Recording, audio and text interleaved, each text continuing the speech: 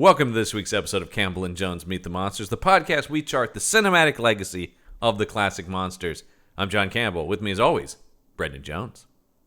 Finally, we're going back to Universal. Yeah, I know. I actually did not know that when this movie was coming until I started it and that Universal logo came up. Yeah, and every now and then, just because,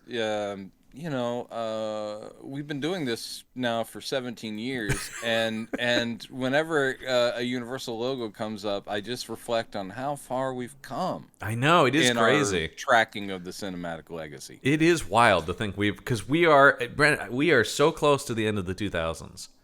Wow. Isn't that wild to think about? Which we have been doing for conservatively 28 years. It does feel like the 2000s have been, I think, the biggest slog of the run. It seems long-ish. I don't know about. Well, I mean, there's slogs and there's slogs. Well, because I feel like I will say, maybe I'm speaking for myself. Maybe you aren't the same, but some of because the 70s. And it could be a slog. The 90s were a slog. Yep. But the thing is, you also sit there and you go, but the nostalgia factor made even terrible things in the 60s and 70s. You're kind of like, I kind of enjoyed watching that. It's this is terrible. The 70s TV movies have a flavor, right? Like there's a thing where you're going like, oh, this was like a thing. Is drecky, but it's still enough in the rear view mirror where you go, oh, that is bad, but it was also a trip to the past. This feels like it's from last week. Everything that we watch now feels like it's from last week. And also, and it's an interesting thing, because this is very much the case with this week's movie, which is Cirque du Freak. Cirque du Freak, the vampire's assistant. The vampire's assistant. You talk about colons way too much. Colons come up a lot on this show. They do. We might have we have a colon in next week too. So don't worry. Wait, we do? Yeah. It's another colon. You know what I'm about to say because I keep. No, it's not. I'm telling you, it's not. You want another universe? The Wolfman. I think we're like 3 weeks out now. We're almost there, because that's the beginning. I keep telling you, that's 2010. So that'll kick off that season. Well, how long have we been in 2008 and 2009? It feels that's what I'm saying. The 2000s have just been like a temporal nexus. We are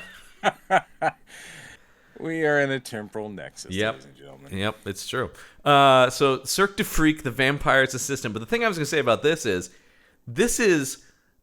the opposite of, well, it's not it's not nostalgia. This is the opposite of good. No. Well, it's not the opposite of nostalgia, but like, this is like, oh, it is 2009, but it's not like, oh, to be in 2009. It's just like, oh, I remember when one of these movies was coming out every other week, because they, in the post Harry Potter, post Twilight, were about to hit Hunger Games, because there's literally a Hunger Games actor in this. Like, everybody is gobbling up. He has baby fat on him in this movie. But you know what? He's not quite the fit PETA. No, he had to get in shape for PETA, man. Yeah. The rippling muscle that was PETA. I'm fit too, he says, standing next to Liam Hemsworth. Oh boy. But the thing about this is just like, this is, in fact, I was actually just talking to some other members of the Punch Up Entertainment Network about future seasons of the IP Squad, and one of them that we talked about doing are franchise non-starters, of which most are, when we started to name what those would be, most of them are adaptations of YA series where they make the first book or whatever, and then nobody went, and so all the threads and setup just go nowhere. Like things like, remember Jumper and Aragon and the Seventh Son and stuff like that. I don't know that. The Seeker.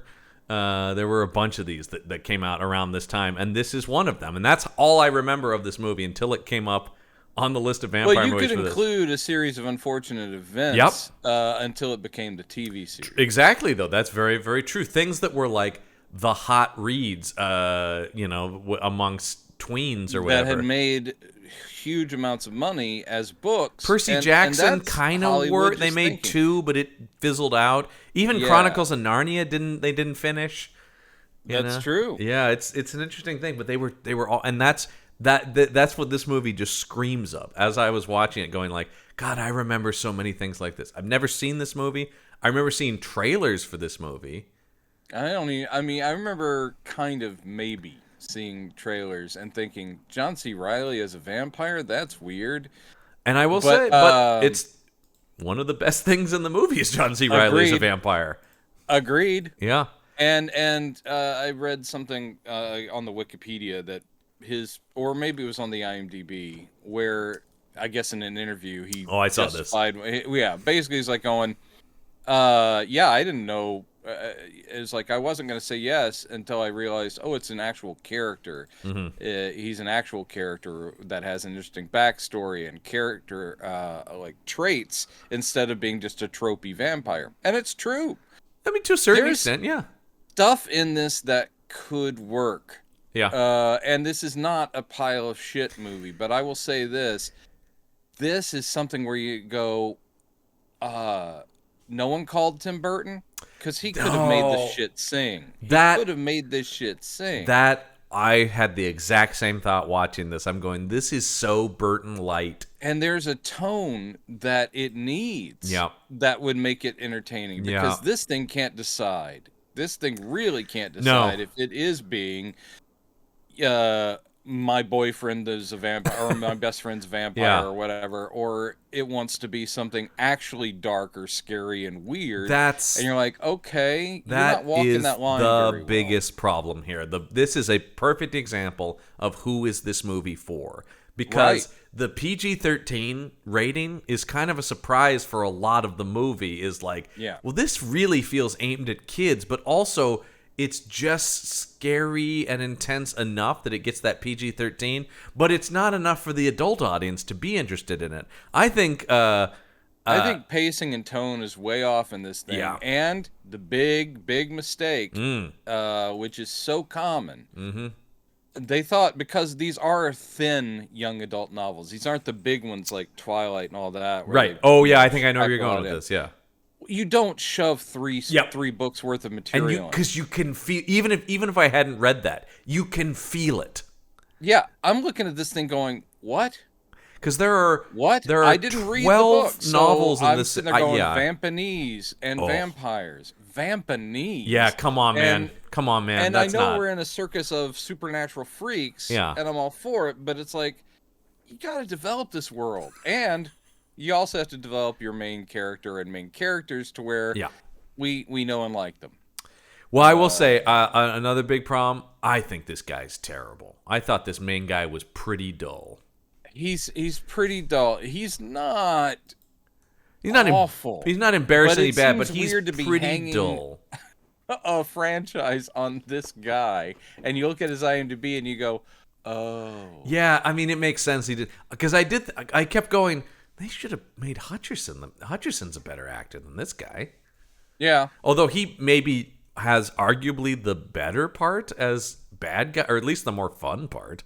It's a complicated character. Yeah, it's something to play. And so maybe that's also what I'm reacting to, is like, maybe actually they did make the right call in giving the guy with some more chops the actual part to. Also, another huge sin. You don't introduce a Willem Dafoe and have him in this movie for 4 minutes. Willem Dafoe, you don't do that. Willem Dafoe is one of several characters in this movie who's totally like, in the sequels, this guy's gonna rule or whatever. That's right? Exactly and it. You're like, I bet this guy will be important later. Yeah. And that's most of the freak characters, actually, who are all played pretty much by we were just talking about this before. Murderers Row. This cast is insane. Everybody who shows up in this movie, you're going, Orlando Jones, Frankie Faison, Jane Krakowski, Kristen Schaal. What I is? Know. And then they basically do nothing. Any of those people I just mentioned. Even Salma Hayek really doesn't have hardly anything to do in it. I was happy to see Patrick Fugit. This is around the time that he's still a Fugit. A name. Mm-hmm. And he's great, although his character, so many of it is, if you're going to establish a surrogate family, which is obviously what the Cirque is, they become his new family, and they are in jeopardy by the evil evil Vampanese. God, every time they said Vampanese, I'm like, that's the best. Essentially, they're not a team. No. It ends up being them passively kind of like, oh, we got to move and we just got beat up. I hope John C. Reilly and his new assistant can save us. Well, and also, like John C. Reilly, it just, you talk about the pacing of this thing. How much of the movie is them going, come on, John C. Reilly, you got to do something? He's like, no. And they're like, you got to do something. No. And then the third act, he's like, okay, I'll do something. No, I won't. There's some sort of, we had a treaty. Well, there's I mean, in that way that also it totally feels like it's based on novels, is like, there's the scene, the one scene that Willem Dafoe is in the first time of his two scenes, his first scene, there's so much information dumped in that scene about like blah blah blah and treaties and factions, and you're just going like, oh my god, I don't feel any of, like, you're just like, this is all just and then once again, every time they said Vampanese, I know that, and that's from the book, that is such a goofy, come on, Vampanese. That makes me think the books can't be that good. Having two sects or groups of vampiric beings who are at war with each other, that's fine. You do that, but nothing screams this book was also aimed at children. Yes, as the dividing line between vampire but Vampanese, and that does sound like I made that word up for my nephews, because this series actually was like the writer coming up with, I'm going to tell a story to my nieces and nephews, and it's a spooky one, and now I'm turning it into novels. Yeah, and that's fine. And I did look up the book series. There are 12 of the books. Yes, this was the first. And the first three are made into this. And also the main character is just named after the guy himself. Yeah. That's I don't like that. Me either. It's a little bit like Lemony Snicket, but at the same time, because the idea is Lemony Snicket's the narrator, the but now Lemony Snicket the writer, is and he is a character created, and the books are all credited to him. However, we eventually, the writer himself takes a bow as like, I'm actually blah blah blah. Right. And you're like, okay, I can't remember his name. Sorry, I can't. But yeah, this is a case where, talk about a self-insert. This is like, I'm just the main character, but it's me as a kid hanging out with vampires. And I hope this guy as a kid wasn't as dull as the Darren Chan of this movie. Well, listen, if you're a weird kid, you're either really into vampires or you're really into spiders. These are your options, folks. That's it. It's one or the other, okay? Also, the other thing, the main guy in this, I just kept getting Bobo Nick Holt vibes. It's funny you should say that. I mean, and yeah, there is that. I feel like that was what they were. That was the type they were going for. Oh, absolutely. But at the end of it, looks wise, when he gets his hair kind of all cool because he's now a vampire's assistant and he's fighting. Yeah. He looked like Bobo Ralph Macchio. I was getting strong, just visually, not the acting style. Yeah, no. But I was sitting there going like, oh man, Macchio, much more charismatic than this guy. Yeah, it's true. Yeah, but let's dive in. Let's first talk about the poster, because you want to talk about Tim Burton. There's really not much there. Well, I just want, once again, it's another Tim Burton, right? Yeah, of course. Huge moon. He's standing on his own grave, and the great tagline of "Meet Darren. He's 16, going on immortal." Oh, dude! Come on, Cirque du Freak, the vampire's assistant, and then just interesting choices of characters behind them, because it's John C. Reilly, of course. Then there's a little Selma Hayek over here, and is that just a faint Ray Stevenson in the background? I'm not sure who that is in the background. I think it's Ray Stevenson, who R.I.P. to the great Ray Stevenson. He does have his hair tied back, so that could be why it looks like a short-haired guy. I think that's who it is, though. Shouldn't it be Hutcherson? I mean, this is a weird... Anyway, I don't know. Yeah, it's weird. I also think it's very silly. I guess they didn't think that they'd gotten the message across with the empty grave and him standing on it. The dirt? Because the digitally added falling dirt off his hands and off like the cuff of his jeans. So awkward. I'm like going, that's awkward and not well done. Yeah. Yeah. You could have just had dirty jeans. We would have gotten that. Also reminds me, I have to bring this up before we dive in. I think this is a first on this show that we watched a movie, and the next week we watched a movie directed by the last movie's director's brother. Oh, I didn't. Last week's movie, Twilight New Moon, was directed by Chris Weitz. This film directed by Paul Weitz. Oh man, we're doing another Twilight next week. No, it's not another Twilight next week. I'm saying no. Last week was New Moon. Oh, I see. I know. This week is Cirque. I gotcha. Yeah. I thought you were talking about what's coming up. No. Last week's. Yeah, this is. So we've now seen a double act. Yeah. Brother act. Okay. Yeah. Paul Weitz. Yeah. Whatever. I mean, I don't know that this movie is poorly directed per se. It's not. No. It's not like exceptionally well directed. But I wouldn't say like, boy, this movie really falls apart because whoever's at the helm of this thing is dropping the ball. No, but the director, can do a lot to improve. He's also the writer, we should mention too. So okay, now he is to fault. He is at fault then.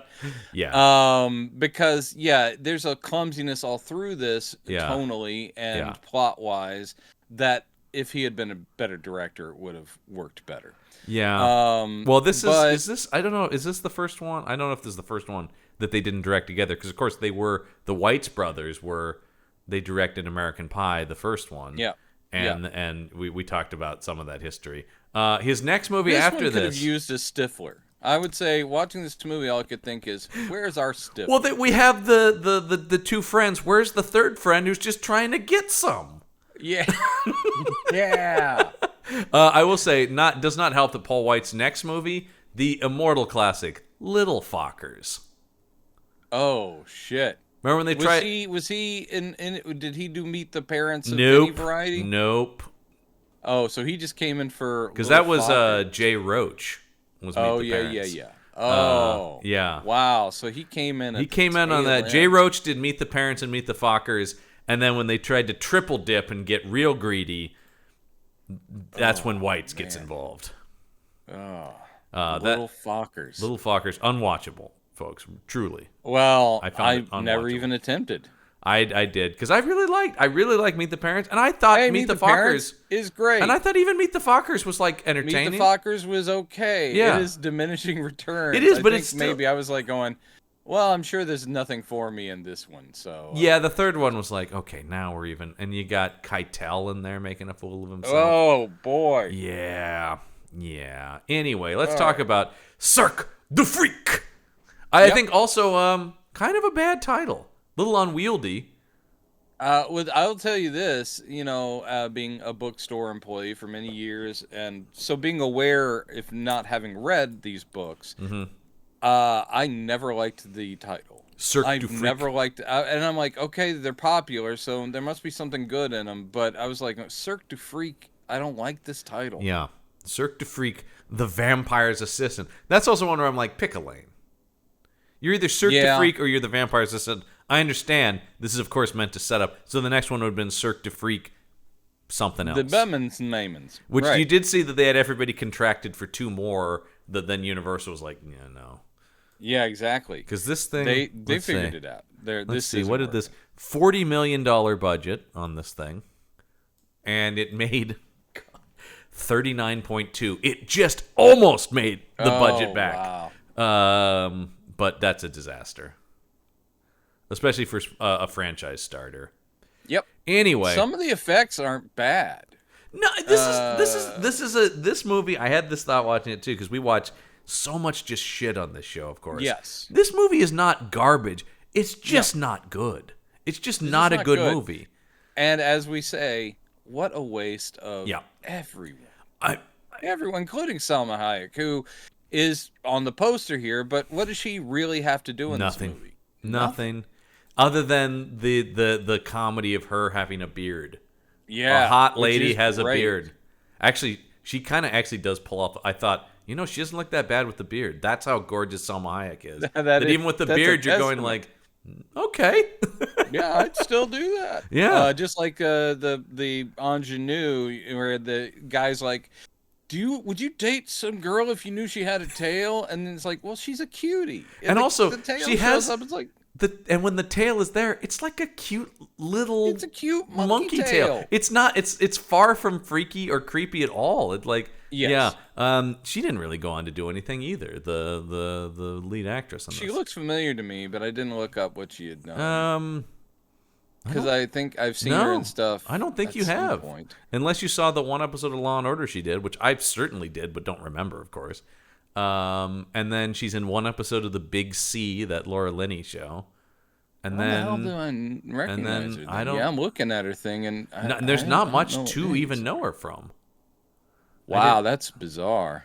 Maybe she looks like somebody. Like, I feel like there were a lot of actresses that kind of look like this at this time. Yeah. I thought she was fine in this. Once again, not enough of a character for me to be like, wow, she's really good. But she certainly isn't bad in it. No, and she's doing what she can with the material. They don't have any chemistry, though. That's for goddamn sure. No, they don't. But yeah, there's a lot more chemistry between our lead guy and that spider. By the way, that actually made me uncomfortable.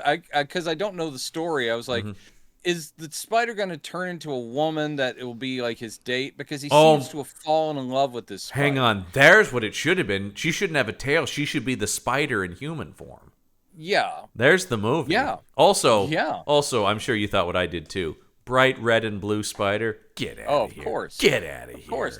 This movie is a fresh and bold new take on the Spider-Man origin story. Wait, did you say Universal? High schooler and a red and blue spider. Did you say Universal? I think this is a Sony picture, sir. Yes, anyway, of course I saw that and thought that. Yeah, because you can't not. I almost think that needs to be illegal. Yeah, I mean, hey, listeners, if you've read the books. Is Madame Ocula the spider, is she described as being red and blue? Because then we just have to go, well, that's just a similar thing. All right. But anyway, we open at a funeral, and there's a narrator. We don't know whose funeral it is. We will come to learn that the narrator, we see a very sad Josh Hutcherson by the coffin, but he's like, but here's the thing. That's not me. Yeah, you think I'm that guy. No.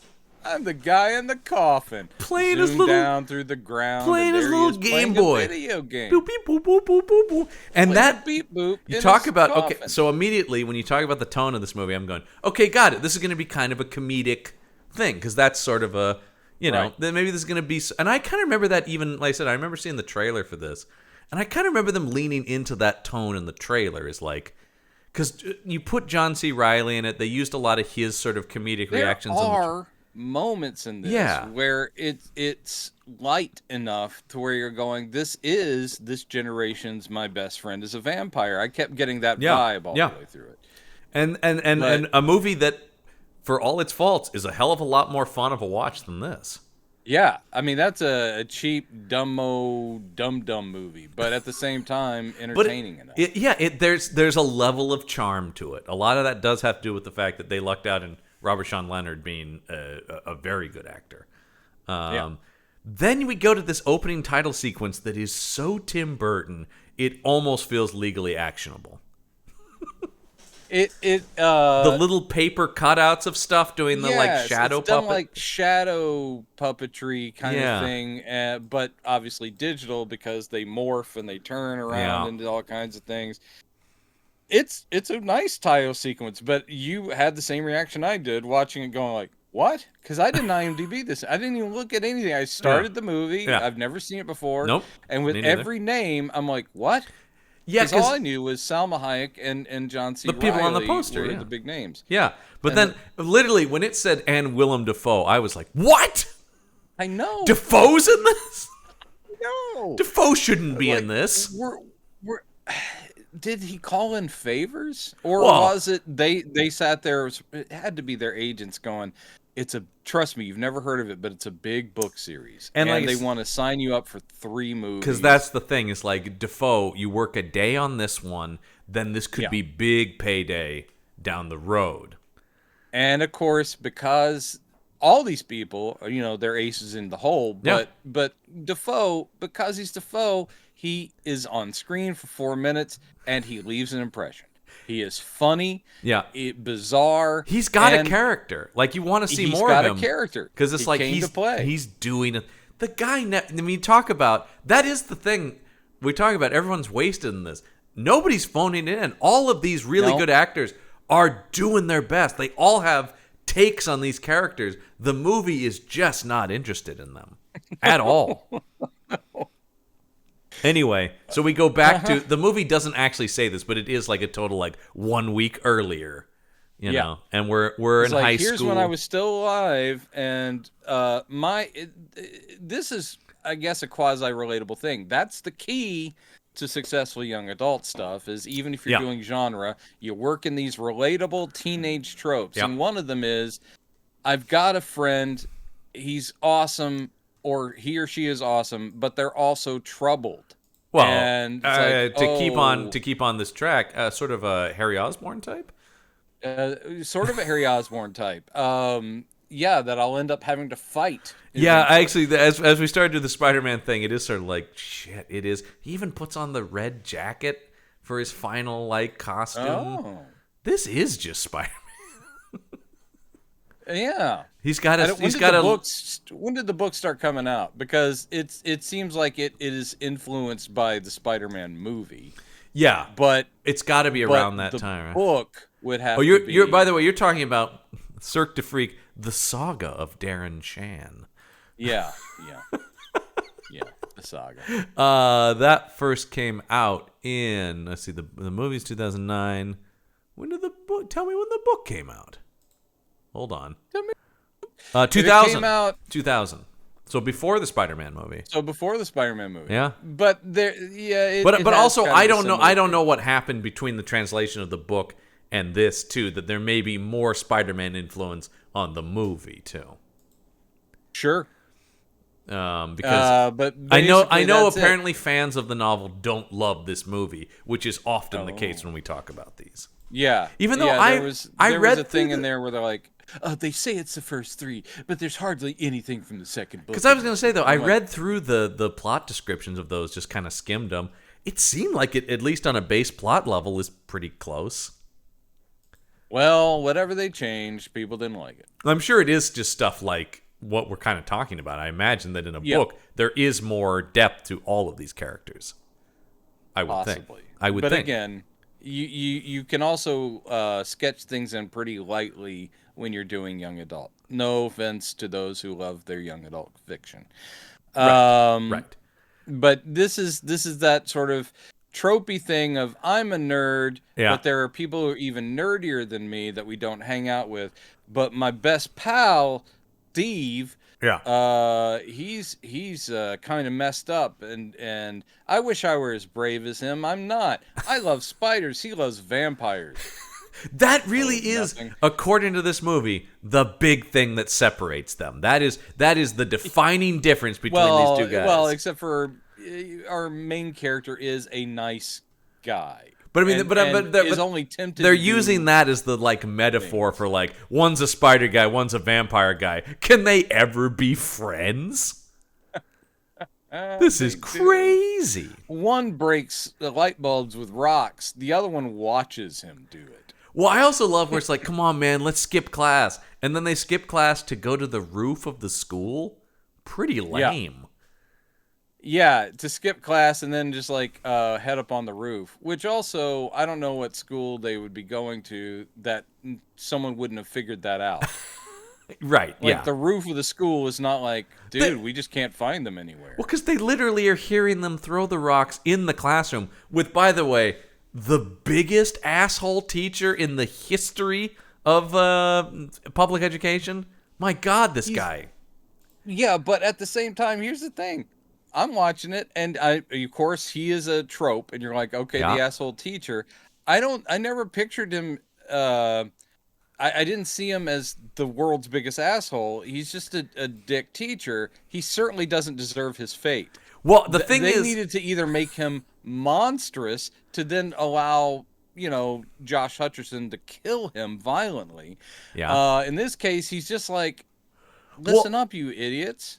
His big move is he scrapes his fingers across the chalkboard and goes, "What do you got for me?" Yeah, that's his thing. But also, then it's also him.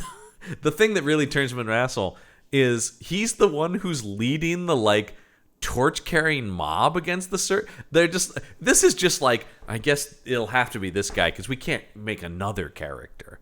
The thing they never named the city, and I think that is also true in the books. That's sort of a we're not going to tell you where it is. Yeah. You look on the IMDb, it was shot in Louisiana. Yep. Again, back to Louisiana. And you can tell, by the way, the big Louisiana thing are the other kids in the school. No, that's what I was about to bring up. Because they use some local actors. What's so funny is that everyone is from Central Casting high school kids, and our leads sound like wherever they're from.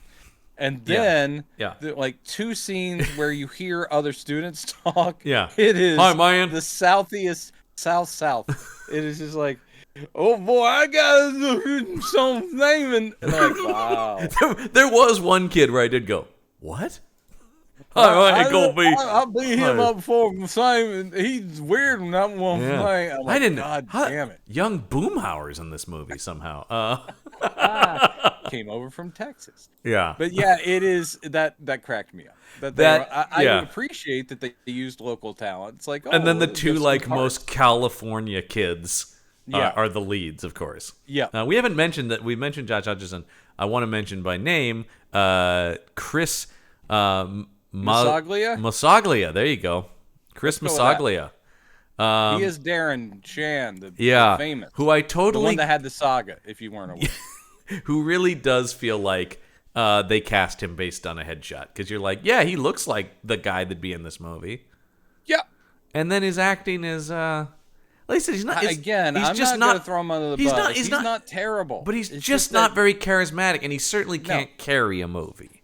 That's the big problem. Or a franchise. Yeah, the idea that it's just like, we're going to put everything on this guy. Yeah. I was actually Our money's thinking... on Masaglia. I think the other reason I was thinking Nicholas Hoult is because this is around the same time Nicholas Hoult makes that zombie movie that I think has... Oh, that's 2013, so actually it's several years ago. Do you remember Warm Bodies? Oh, yes. I really like Warm Bodies. I didn't see it. And I think has a tone that this movie could have used. Like that does land on a better tone. That's one of the primary problems here is that at the very least, if you had brought in a Tim Burton, and this is so in his pocket, but if they had given him this property, you almost think they might have offered it to him, and he would have been like, "No, I've done this." Like, you know what I mean? Yeah, it is very likely that it was like, that's a little on the nose, don't you think?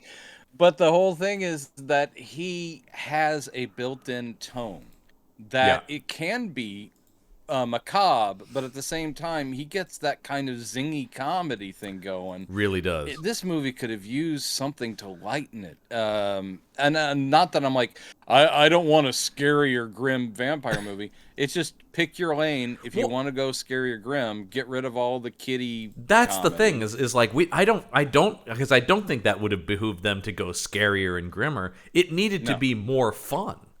Yeah, and that needed to be more fun. I think Roger Ebert's 1.5-star review of this, he really trashed it. But I think he's dead on when he just talks about this movie's bloodless, and he doesn't just mean in terms of gore, but he's just like there's just no life in this thing. They establish all these things, and he goes, parts of it look really nice, and you've got these good actors, but just there's no blood pumping through this, man. I agree completely, dead film critic.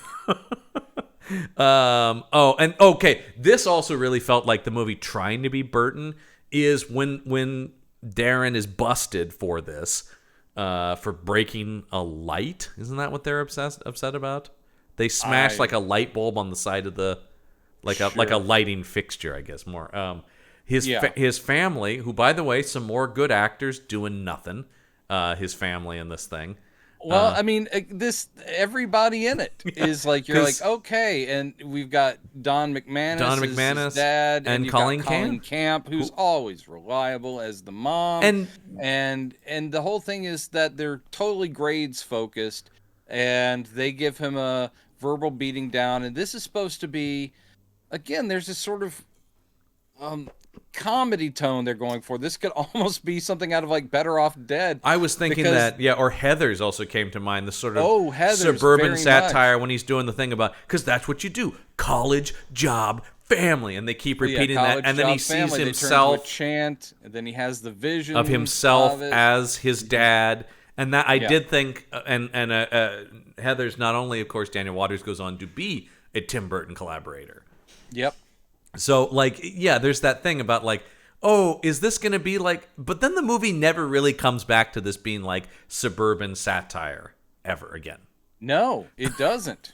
Because we're also going to have to... Even though these people, and even the kid, who's, like, his little sister, they're presented kind of like cartoons.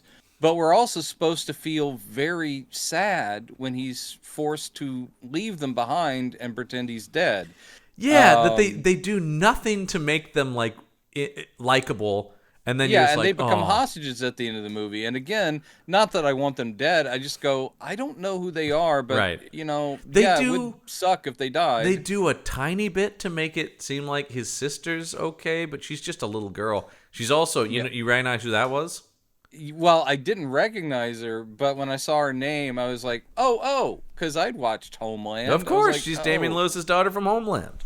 Yeah, so this is her, like, around the same time or a little before? A little before. She's a little older. She's like early high school age. That's right. Homeland. That's right. Yeah, in Homeland. That's 2011, so it's off and she's like junior high-ish or high school. Yeah, that's 2 years later than Homeland starts. So okay. Yeah.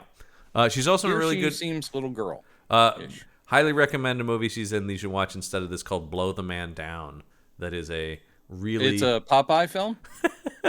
No, it's kind of a like Nantucket area Fargo. Like that sort of like... that sounds good. Yeah, ocean-swept town, but with the Fargo kind of crime vibe to it. Really good. All right. Check it out. Right. Little indie film. She's great in it. But she has nothing to do here. It's just she's a little kid, and she's really only here to be in danger. A couple times. She's got a very distinctive name, which is how, like, when that came up in the credits, Morgan Saylor, like, and Sailor spelled with a Y. Morgan Saylor. Oh, there you go. Yeah. Popeye reference again. Yep. So anyway, Hutcherson. I do like Hutcherson. He who is a good actor and is asked to do some really dumb stuff in this movie. Yeah.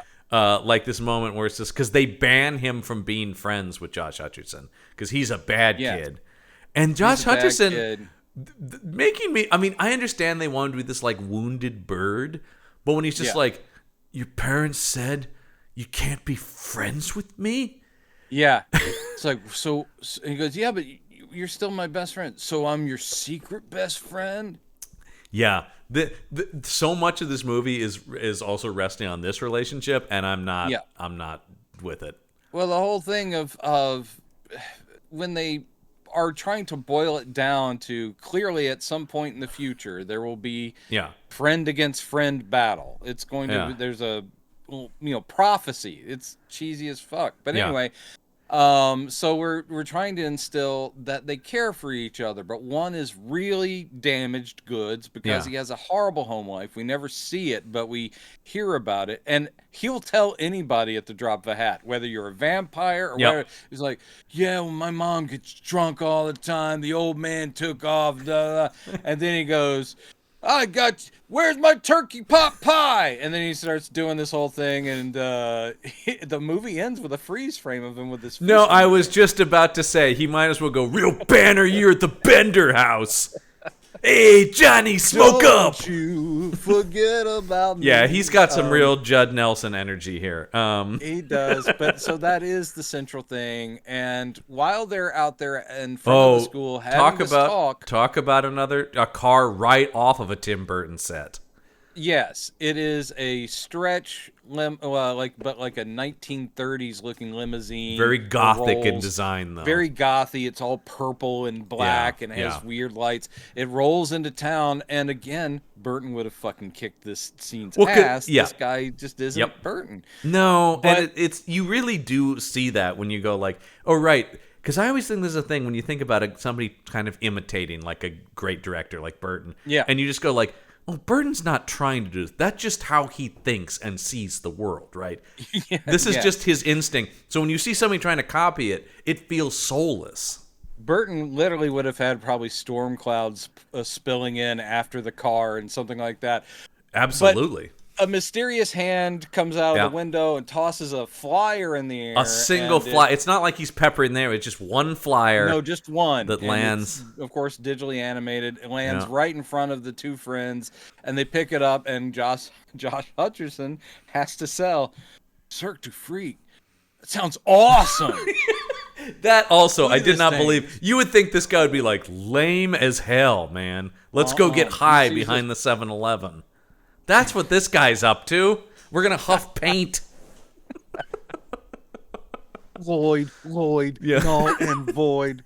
I just want to bring up all the great teen movies of yesteryear. Well, because that's where Hutcherson should be hanging out with that crew from Say Anything. You Absolutely. should. One of my favorite scenes. Bitches, man. One of my favorite scenes in one of my favorite movies. I just love that whole thing where Lloyd's like, maybe I need to spend more time with men, and it cuts to that whole thing, and then just immediately cut him going, that was a huge mistake. That was a huge mistake. Gained nothing from that. Those guys are idiots. The best, man. Don't watch this. Go watch Say Anything. He's a show pony, man. That movie is amazing. Go watch Say Anything. Yeah, hot take, Say Anything, a classic. Even if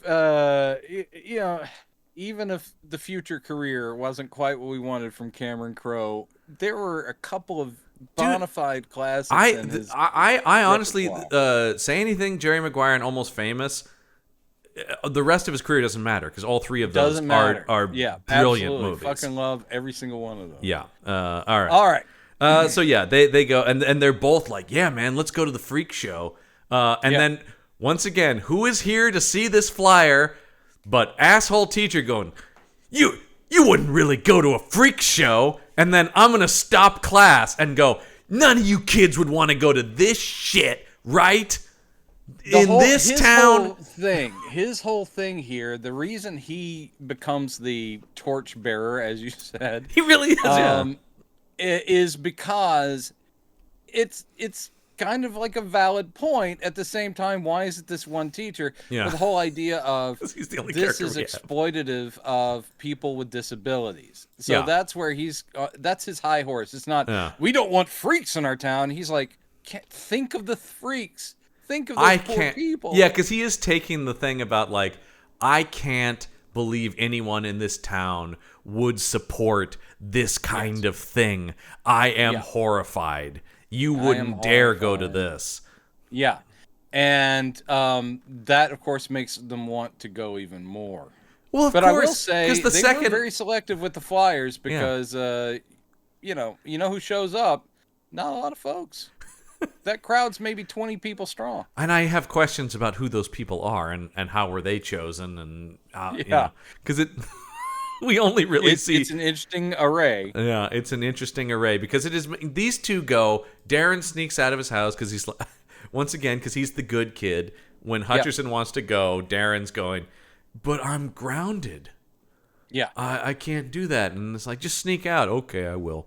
Okay, and he does. Because you tempt me to do bad things. And so they go to this, of course, because it's the Cirque du Freak. They go. There's no one around. This is once again. I'm asking. They're supposed to be. Oh well, we'll get to that. They go to. There's no one around. There's a ticket booth. Yeah. And they're like, "Hey, we want to get in, but there's nobody there." And then weird little notes appear on the ground saying money. Yeah. And Josh Hutcherson pulls out money and he puts it through a little box, and something bites his hand. We don't like quite a weird little freaky thing. Yeah, we don't get a full look at it, but it's definitely freaky, and it's definitely a little CGI creature of some sort. Sure is. Get used to this. And then they're like, "Hey, wait a minute, you bit me, but also we just paid you." And then the tickets shoot out, and they're able to get in. Yep, and so to the Cirque du Freak they go. And we are introduced, I guess the person who's taking tickets is also the ringmaster, and that's rare.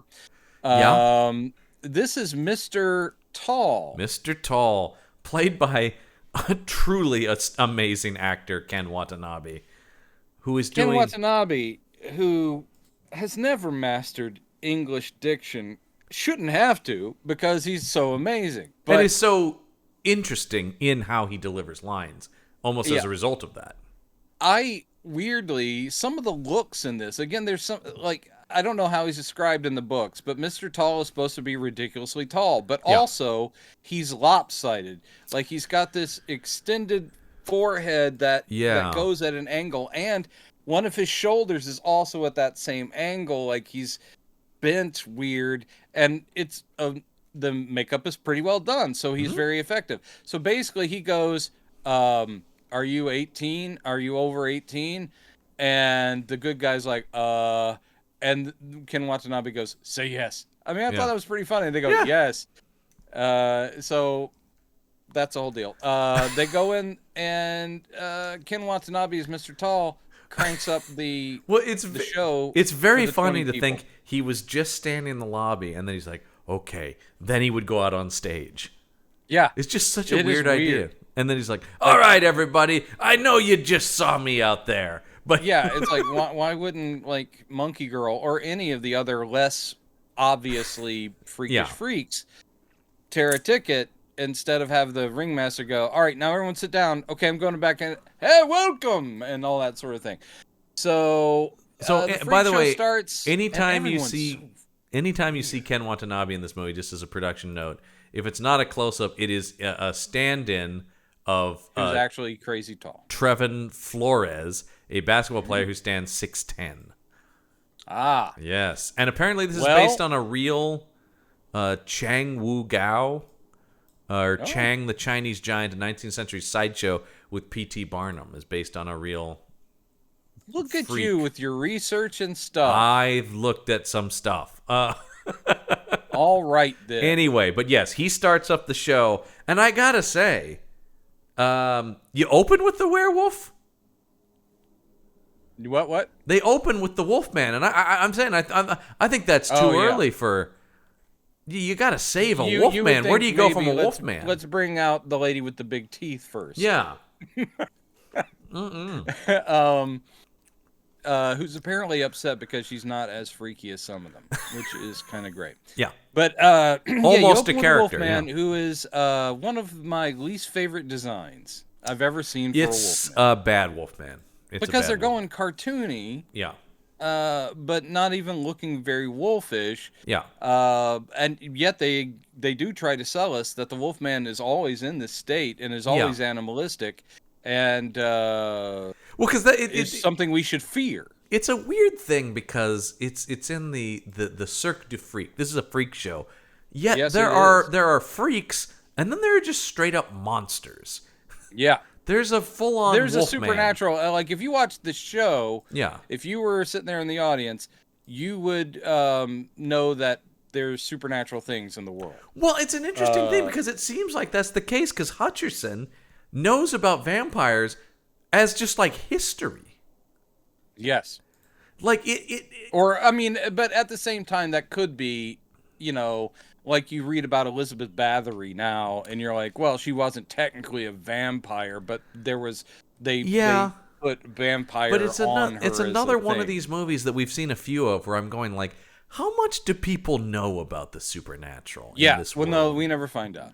No, it's very vague because like, it's very strange. It doesn't work, believe it or not. Nope. But the big bit here is the Wolfman leaps into the crowd. Oh God, he's loose. And he tears off poor Jane Krakowski's arm. Yeah. Mm-hmm. Oh, no. But then, yes, this is not a freak. She's a full-on X-Men character. Right? Yeah. And again, this would make every news everywhere. The people who witnessed this would never stop talking about it because they've seen something that cannot happen. Yeah, her arm just grows back. An arm. It's incredible. Also, it's incredible. A borderline criminal underuse of Jane Krakowski in this movie. It is shocking. She has 2 lines. She has nothing to do, and we know how funny and delightful Jane Krakowski is. Yeah. And she does nothing.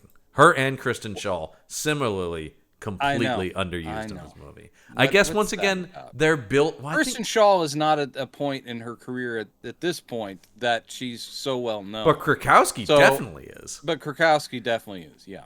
I wonder though. I mean, I think once again, like the Defoe thing, let's get good actors now, and then we can give them more as the movies go forward. I'm guessing is some of the thought here, right? Could be. Yeah, well, they didn't make more. Sorry, folks. So then comes out another guy who I love and is horribly underused in this. Orlando Jones comes out.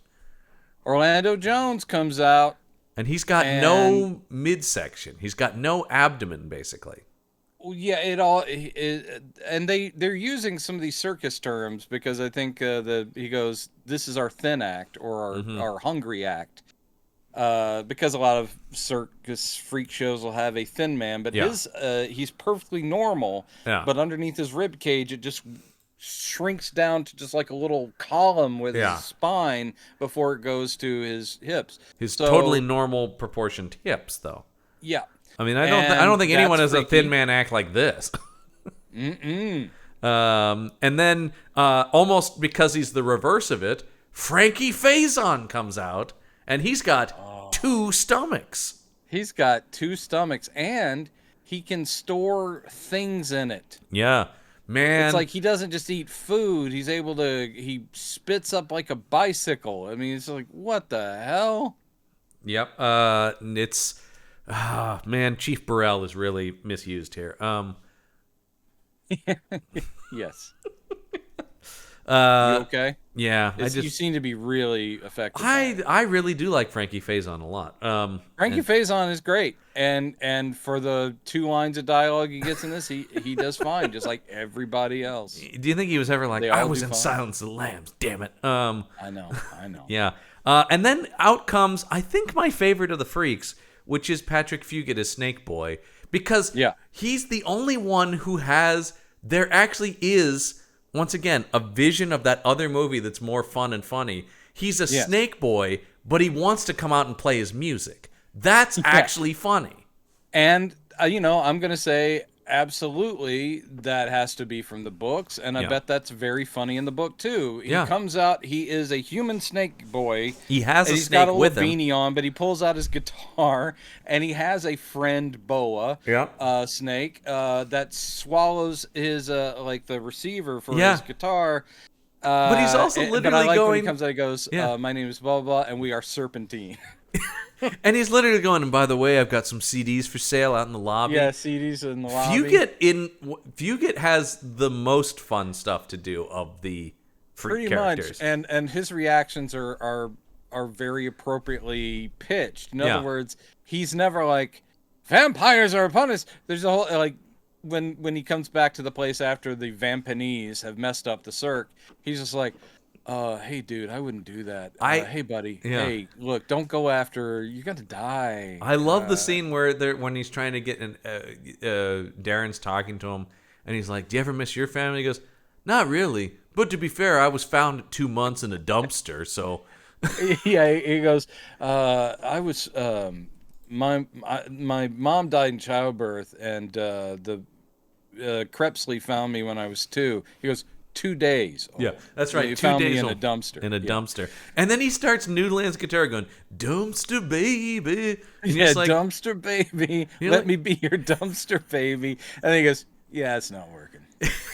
It's funny. Fugit finds stuff to do here. And yes, I've always really liked him as well. Speaking of Cameron Crowe, of course. From Almost Famous. So anyway, so we see all this stuff. And then out comes Selma Hayek in a very YA PG-13 version of her entrance from Dusk Till Dawn. It's exactly the same thing. Yep. It's kind of like, oh, here comes sexy lady. Yeah. And you're like, oh, all the horn dogs in the crowd. Version. Yeah. All the horn dogs in the crowd are literally wolf whistling at her. We are not at the titty twister. But no. And that's a shame. That's a shame. And of course she goes, I'm going to need somebody to be my assistant. And every man in the crowd is... Yeah. Over here. And of course she ends up seizing upon... Darren. Darren, yeah. And when she touches him and she starts growing a beard. And so she's the bearded lady, but she's also a fortune teller. Yeah. A precog. Yeah, exactly. And it seems to be when she uses her powers, the beard grows. Yes, or later on, it seems, and this is very uncomfortable. Yeah, it seems when she gets aroused, the beard grows. We'll also talk. We can also talk about Monkey Girl's tail in a similar moment too that I found a little disturbing. Yeah. She gets a tail erection. Hey, we said PG-13, baby. We're gonna push some boundaries. Oh, it's gonna get freaky. Yeah. So she looks in his eyes. She sees visions of bad things to come. Yeah. And then immediately runs backstage to tell John C. Reilly, hey, we got to get out of town. I saw some real bad shit out there. Yeah. And he's like, bad shit is coming. And he's like, you all... He doesn't sound like the stereotypical he's trying because he's affecting a little bit of a vampire sort of, not Bela Lugosi, but he's putting in the sort of the sophistication of a guy who's 200 years old and a performer. And I gotta say, he's a good performer. When he comes out and does a spider act, pretty good. John C. Reilly, I actually did think that going in, I vaguely recalled maybe reading reviews of this when it came out. Yeah.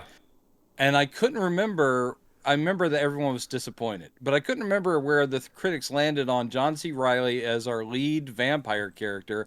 And in my brain, I'm like, oh, it's going to be a terrible mismatch. And he comes out, and I should have known better. John C. Reilly can do anything. He really can. Do comedy, drama. The man's got a great singing voice. I mean, to me, maybe MVP. He may be the MVP of Chicago. He's so good in Chicago. And he is unlikely looking. Yeah. So that's the thing I think has always kind of forced him into character roles, because he just doesn't look like your leading man.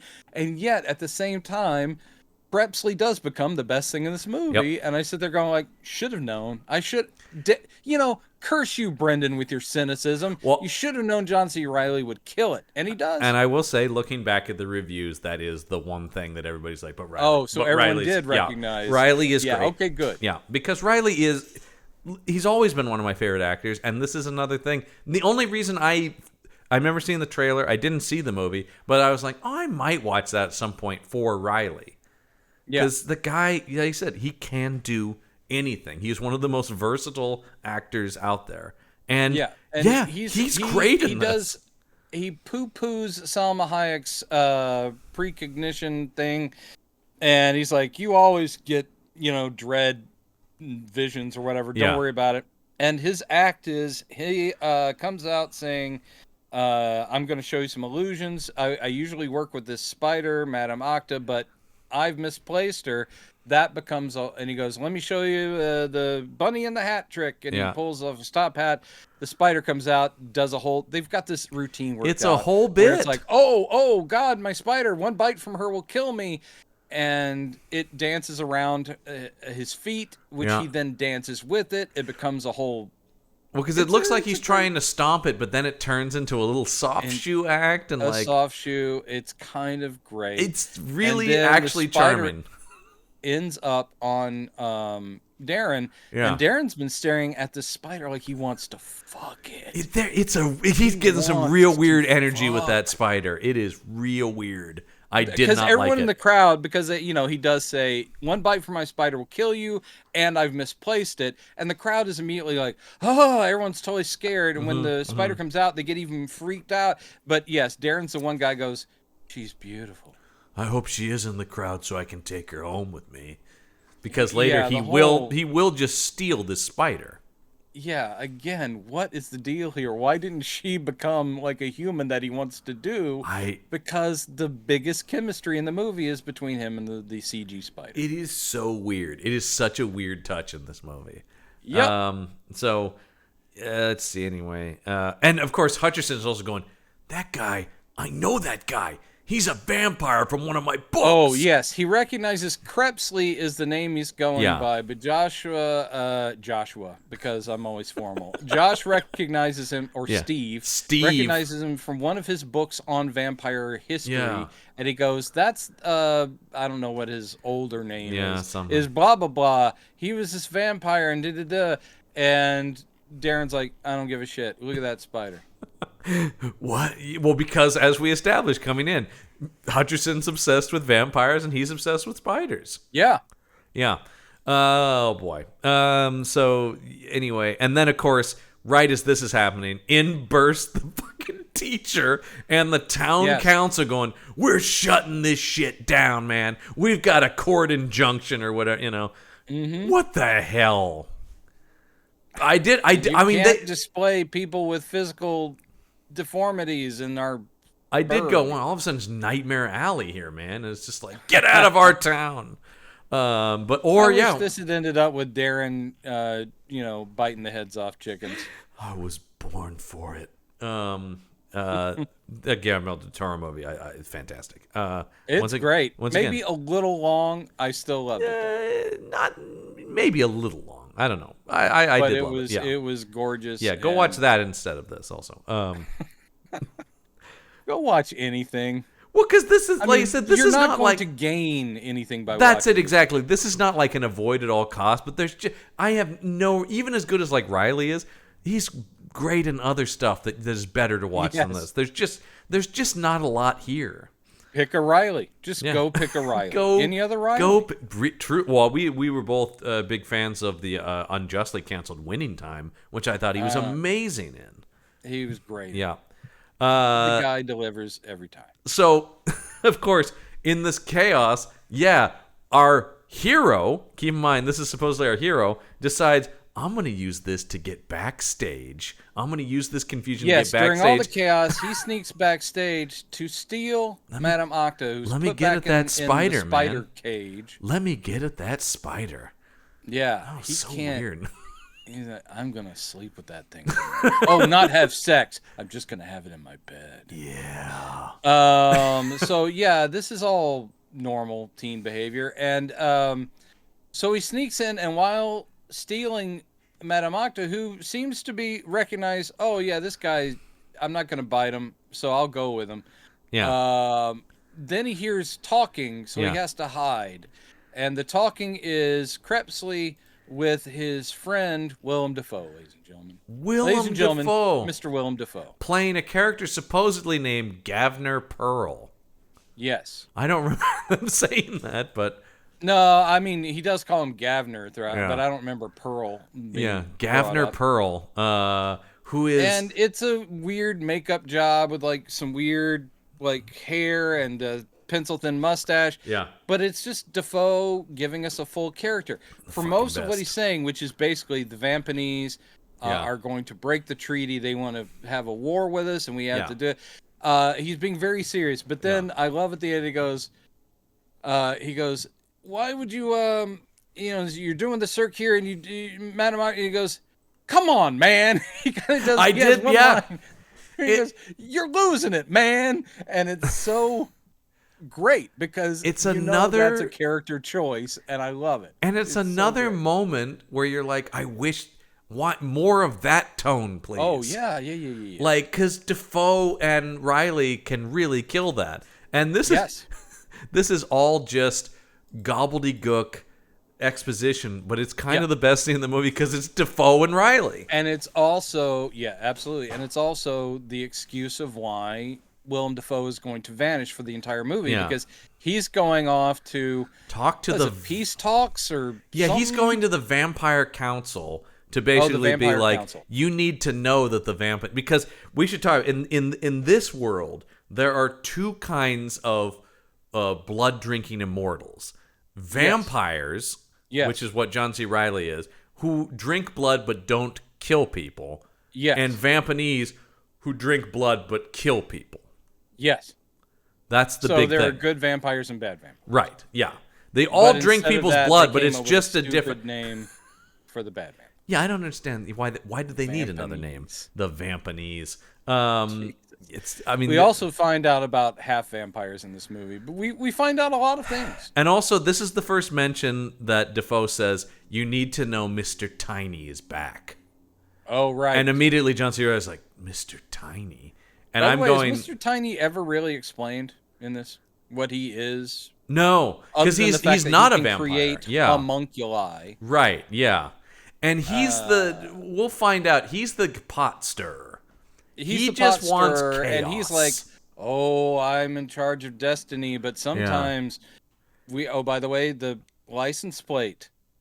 Is Des Tiny. Yeah, get it? He's Tiny. Mr. Tiny, but it's Destiny. Yeah. Oh my God! I also my head just blew up. I'm also just looking at my notes because this never comes back in any real way. He has possession of some book with magic prophecies in it. The Book of Souls. Yes, it's like because Salma Hayek says I had a vision of him or some. No, maybe this is something I can't remember. But it doesn't really matter. It's totally a setup for more movies. We found out that Mr. Tiny's been looking through the Book of Souls. It's to set up the next movies that are never going to happen. But he sees an animated, just like the title sequence, some sort of war that will happen between. And he is loving it. Yeah, two young guys who the silhouettes look a little bit like our lead characters, and one of them gets stabbed by the other, and that kills all the vampires. And they just cut to, and we'll talk about Mr. Tiny when he fully makes his appearance here in a little bit, but he does do like a, oh yeah. Yes. Daddy-like is what is basically what he's saying. And another fine actor. Another really fucking good actor in this movie. It's just ridiculous, this movie. But then I just love how long this goes on, sir. So Defoe leaves only for, basically, talk about, okay, this is bad directing.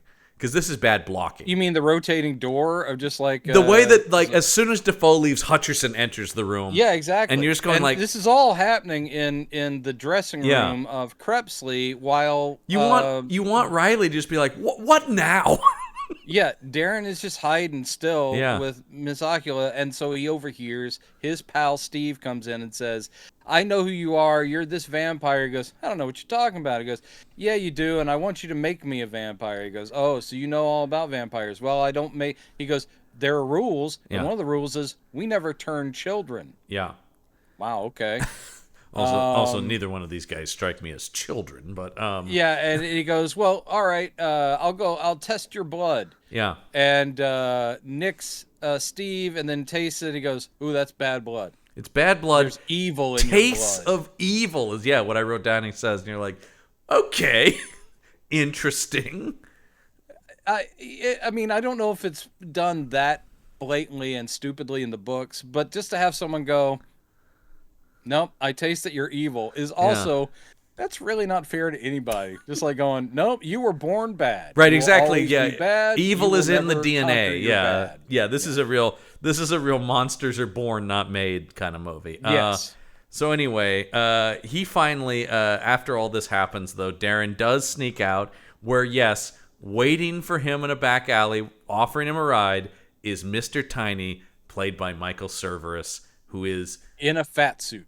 Oh, I was going to say, I thought his audition for the Kingpin in this, really...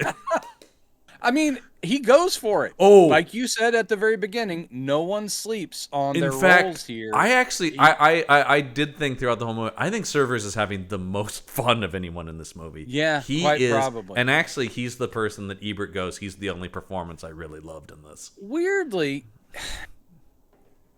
I can't believe they did such a good bald cap on. Just joke.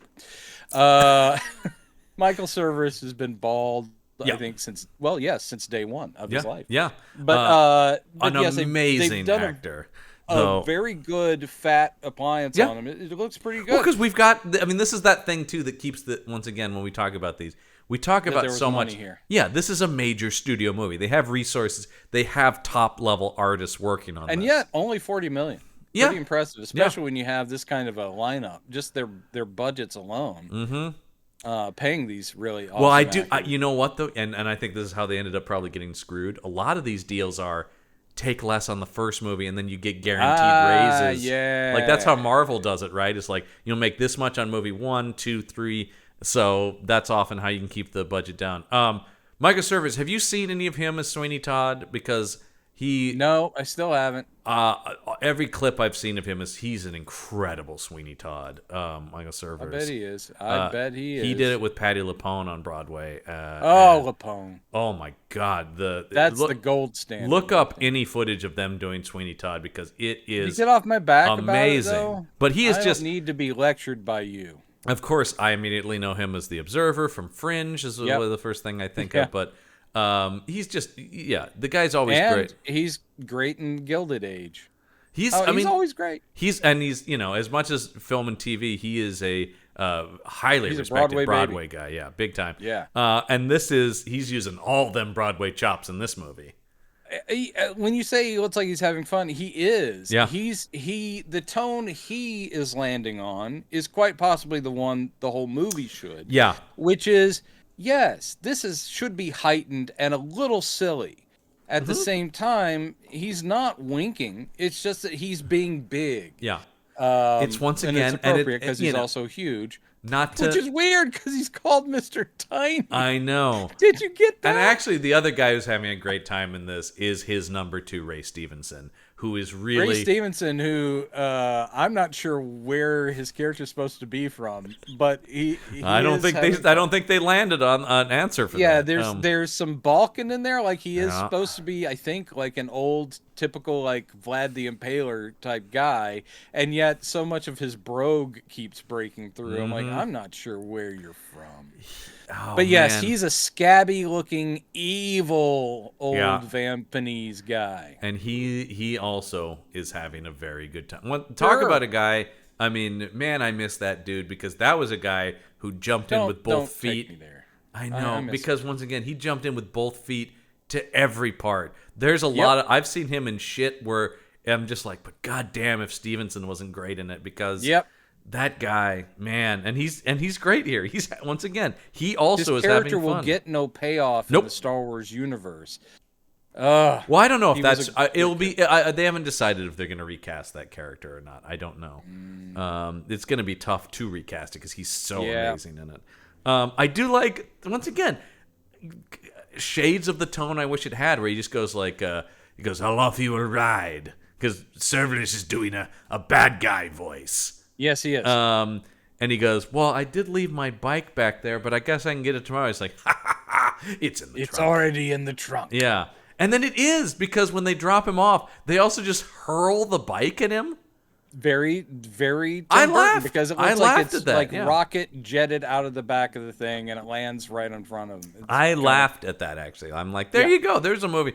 But then, so they take... But here's another running thing through the beginning of the movie.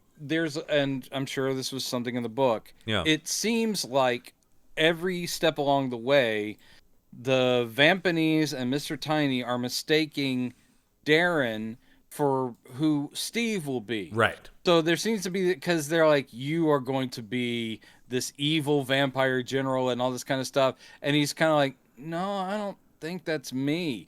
And it continues all the way down the line of like, oh, this was my destiny. How'd you end up with because Steve gets pissed off about him turning into a half vampire. Yeah. I'm supposed to be doing what you're doing. The scene where he freaks out at his funeral, I really laughed at, because just the imagination of this guy at a funeral is yelling at the corpse in the coffin. Yeah. Are you in there? You son of a bitch! Wow. And once again, it's the fucking teacher who's going, hey, come on, man. Yeah. They basically, anything they need to do, they're just like, well, we just have this all-purpose adult character who can kind of be the guy who's here. He's the guy, and he's going to be horribly, brutally killed. For being, just sort of a general asshole in the town. Yep. Anyway, he's got, not only has Darren stolen the spider the next day, he's got it in his backpack at school, like a total weirdo. Jesus. What is this? This is one of the weirdest But he's trying to just keep it in his locker. And he's going, I'm going to go get you some flies off the windowsill. Yeah. And Hutcherson's like, why are you talking to your backpack, man? And then, of course, there's a whole kerfuffle. And what's this? Uh-oh. They drop the backpack and the spider gets out, and now it's skittering all around and it's doing business. It's causing mayhem. Oh! And you're just like, now I'm just going like, what is this movie? Also, as if we needed something really underscoring that Steve is troubled. Yeah. We had already at the very beginning found out that Steve loves him some vampires and Darren loves spiders. And while they were doing the thing on the roof with the smashing of the things, Darren was playing with the spider, and Steve smushes it. Yeah. So in this scene, because wow, we really needed someone to spell it out. In this scene, it is Darren's trying to get Madame Ocula back, and Steve is just trying to kill it. Right. So Steve chases the CG spider to a windowsill, and he's trying to smush it with the window, and then he can't find it. Then it's in his shirt. What? Then he gets bitten. Holy shit! And we learn that a single bite will kill you. Yeah. And yeah, so he falls down, and Madame Ocula escapes, goes back to Crepsley, and tells Crepsley and Spider. Yeah, they can communicate with each other. Yeah, of course. Why not? They're partners in an act. Also, I should say this scene really made me think of this. The score when the spider's running around and throughout the whole movie, but this scene in particular, furthering that Tim Burton thing is really trying to do that Burton Elfman like. I kept thinking through the whole thing. Not only did this need his Tim Burton directing it.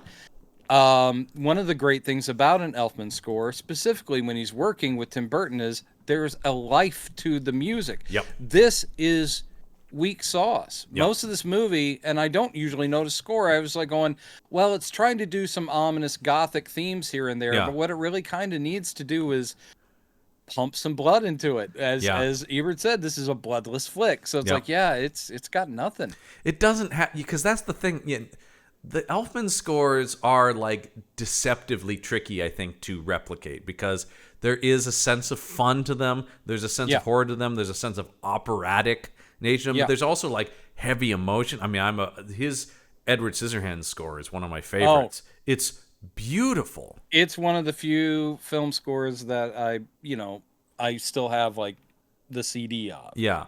It is beautiful. And that's the thing. It's just like, he can find all these sounds within the same movie, but make it, I mean, speaking of his score for the first Spider-Man movie is amazing. Oh, sure. It's incredible. The guy's one of the best, and I can't wait to hear. Let's keep talking about people who do this kind of stuff better than the person. Well, that's sort of this whole movie, right? Is you just go like, this movie's not horrible. It's just a worse version of other better movies. Yes, indeed. That's a big problem with it. So anyway, yes, Darren now goes back to the theater because the spider has returned there, and he talks to John C. Reilly, who is like, "Did you fucking steal my spider?" Yeah. And he goes, That's weird, man. I thought you were supposed to be a good kid, but you stole my spider. So, and then he goes, but your spider bit my friend. Is there any way to save him? And he goes, yeah, there actually is a way to save him, but you're a thief. So fuck you, fuck your friend. And then he goes, and also, how about the fact that your friend has evil blood? Yeah. Plus, your friend has evil blood. Yeah. But he does go, please, I'll do anything if you save his life, which means, again, Darren is a good guy. Mm-hmm. And he goes, all right. Say? Yeah, all right. Well, you'll have to do some stuff for me. You'll become my assistant, and I'll do it. He goes, okay. He goes, but to be my assistant, you're going to have to be a half vampire and all this stuff. Sorry, bud. He goes, you're going to bite my neck? He's like, oh, no, we don't do that shit. No, because they do the weird thing with the... Here we go. Let's get into the mechanics of vampirism in this world. The explanation is, okay, if I just bit you and drew some blood, that would just feed me. You wouldn't turn into a vampire. But to turn into a vampire, we need to exchange blood. But instead of doing biting, which is too homoerotic, instead what I'll do is I will slit the tips of your fingers and mine. Yep. And then we press our hands together. Yep. And I'm sending my blood into your body. Mm-hmm. And he goes, when it hits your heart, it's probably going to hurt. Yep. So watch out. And then, that's exactly what happens. And he goes, boom, you're a half vampire. Now you have to separate from your family forever, and they have to believe that you're dead. Yeah, that's an interesting one. He does tell him that after, which I thought was a real dick move. Pretty shitty, yeah. He's like, you'll be a half vampire. You won't. And then when he turns, he goes, all right, let's go save your friend. By the way, once we're done, you're going to have to pretend you're dead. And also, why is that the case? Just so that they don't catch on to him being immortal? Because there's no way to really hide it. Yeah. Because he will have to have blood at various points. You're gonna end up in an awkward. He doesn't have to hide from the sun. Yeah, you're gonna. Oh yeah, he also makes it clear that like self-control, vampire self-control is a big deal because he goes home after they save Steve, and the whole thing is like, and he does say, "Good luck trying not to kill your family." Oh, also. Because once again, this is our thing about we got to ban these. He goes, "What? Like, can I like turn into a bat now?" And of course, Riley's be like, "No, that's bullshit." Yeah, that's bullshit. Instead, we flit.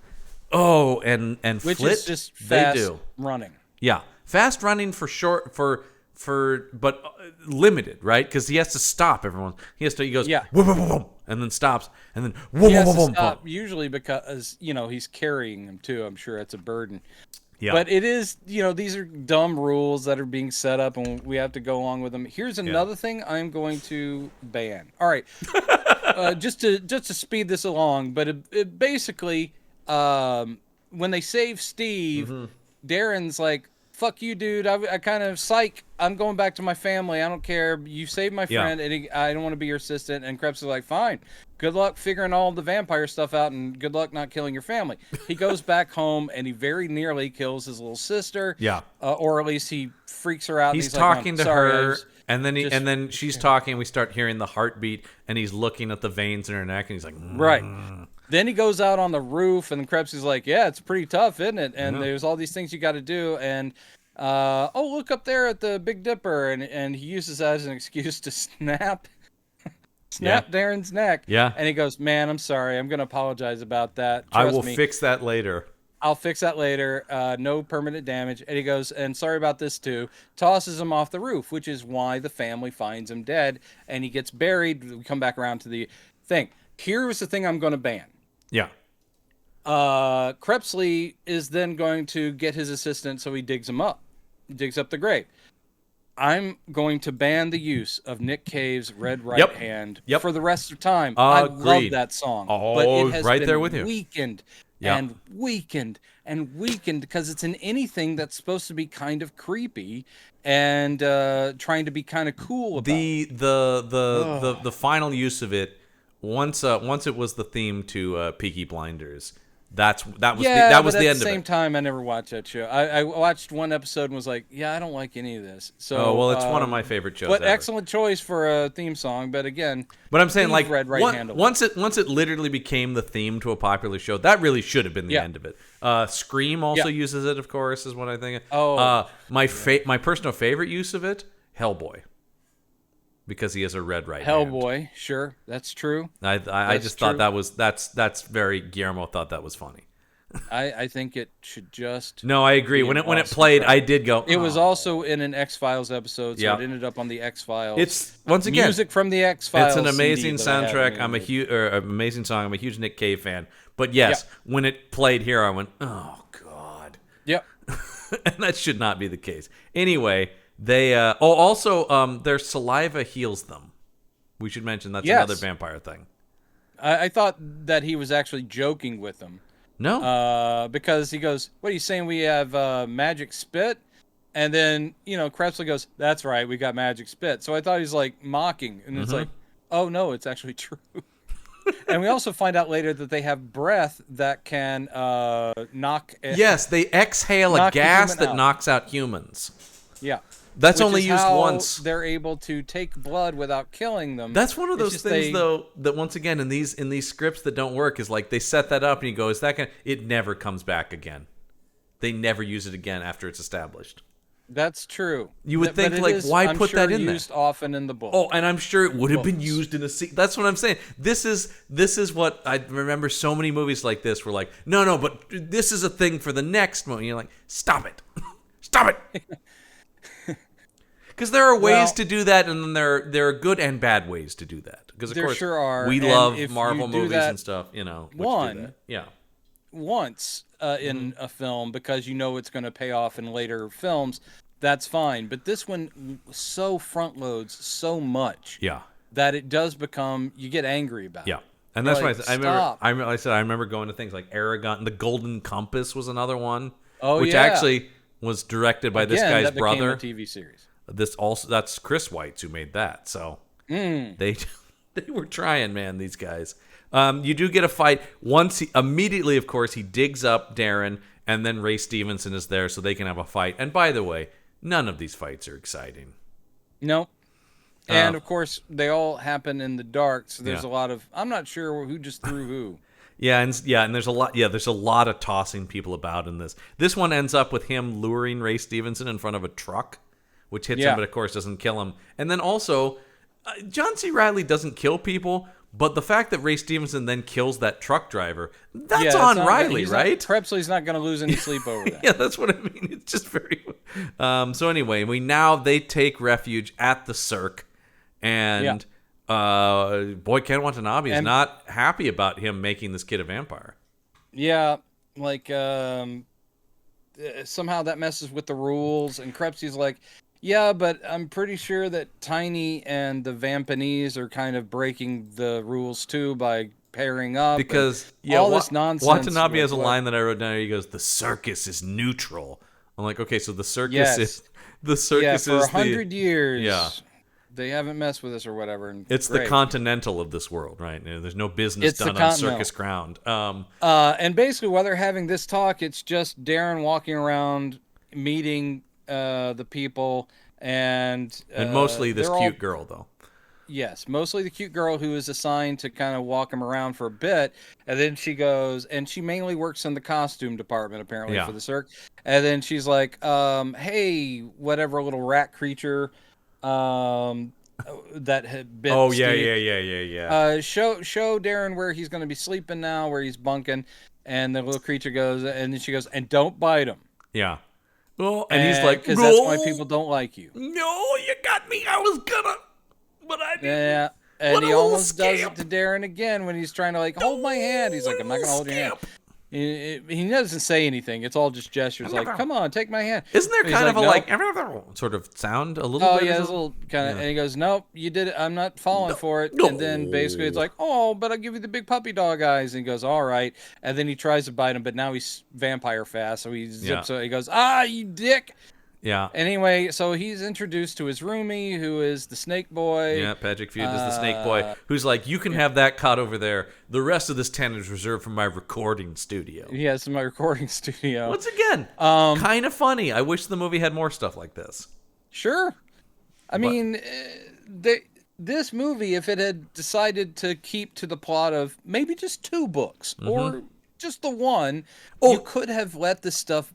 Another somewhat funny joke with Fugit is he shakes his hand, and when he pulls it away, he's got the snake skin on, and he goes, "Yeah, sorry, I'm shedding." He goes, "Yes, you're shedding. You're gonna want to go ahead and wash that hand, or else you're gonna get was it E. coli or whatever?" Or, yeah. And he goes, "It really itches crazy under my hoodie." Yeah.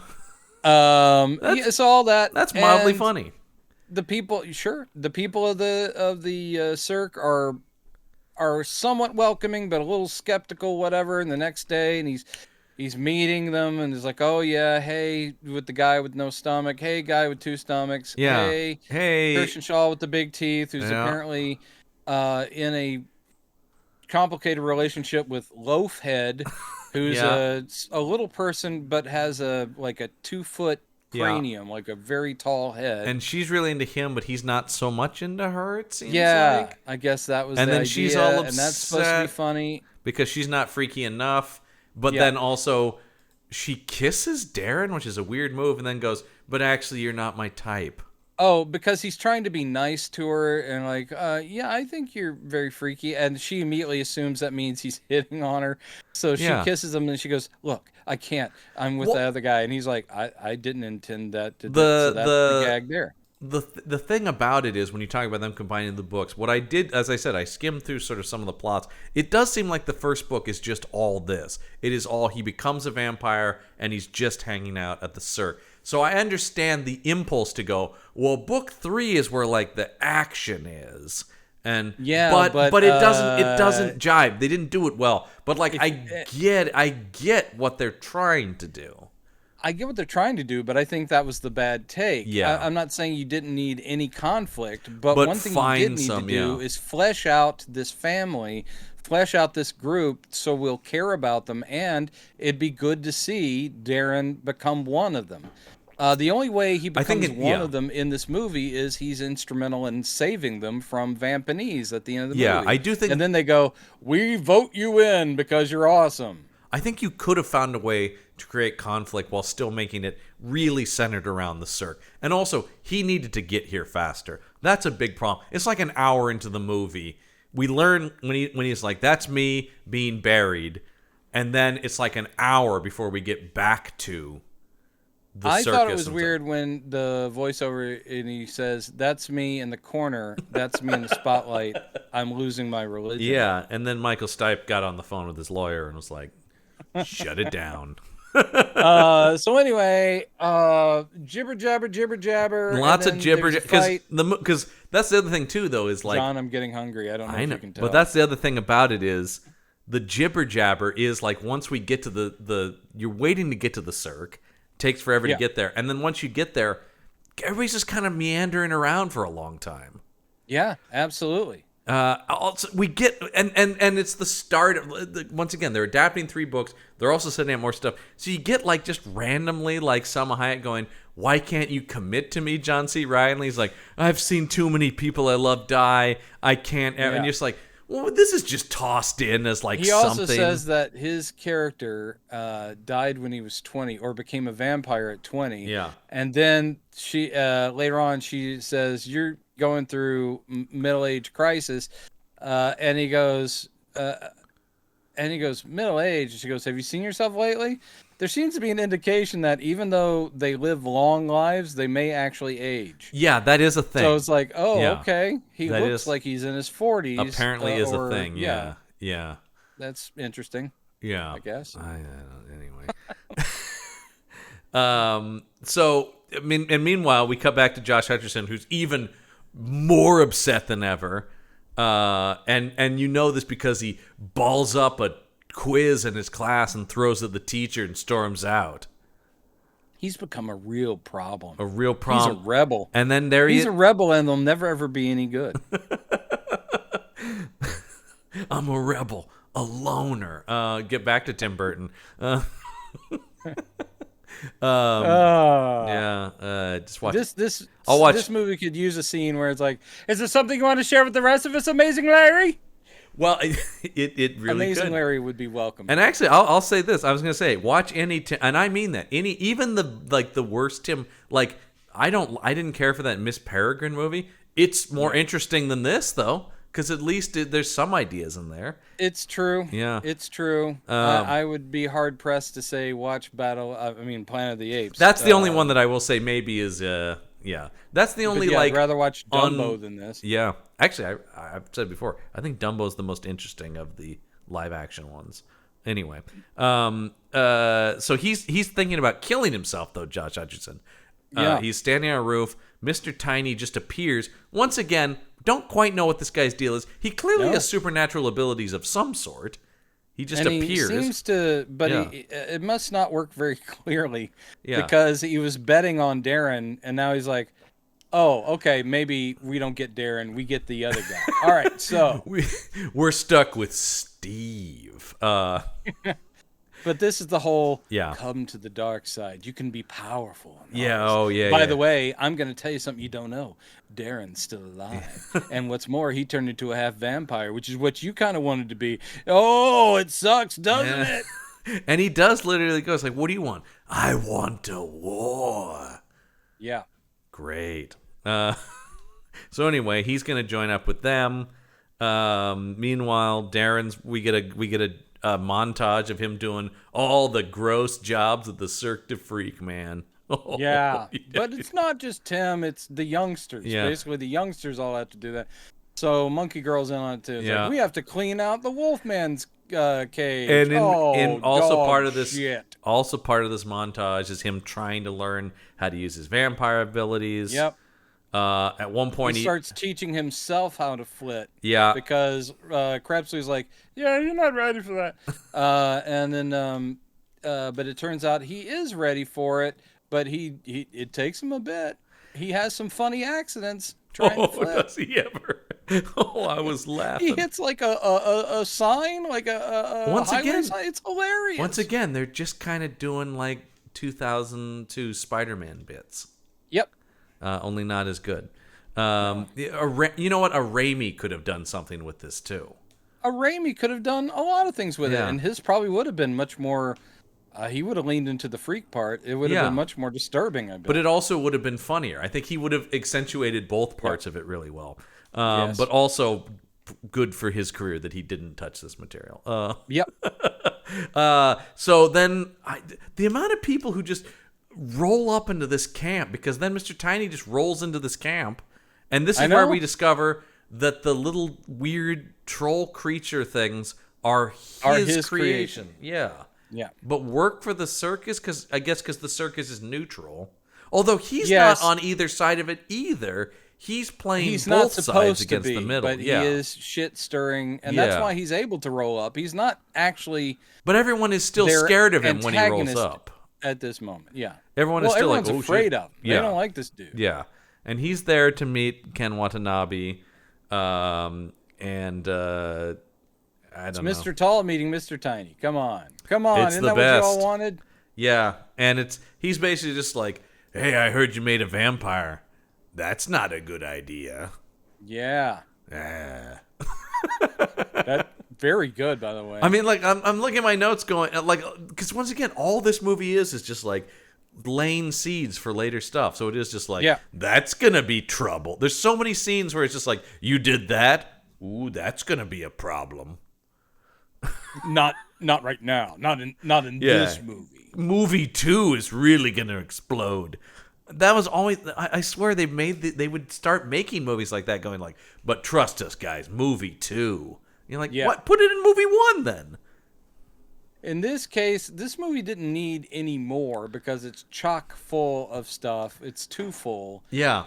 Because nothing lands when it's all just nonsense. And I'm sure that the fans of the book are sitting there going, "Oh, they ticked that box. They ticked that box. They ticked that box." But I don't think it would have satisfied.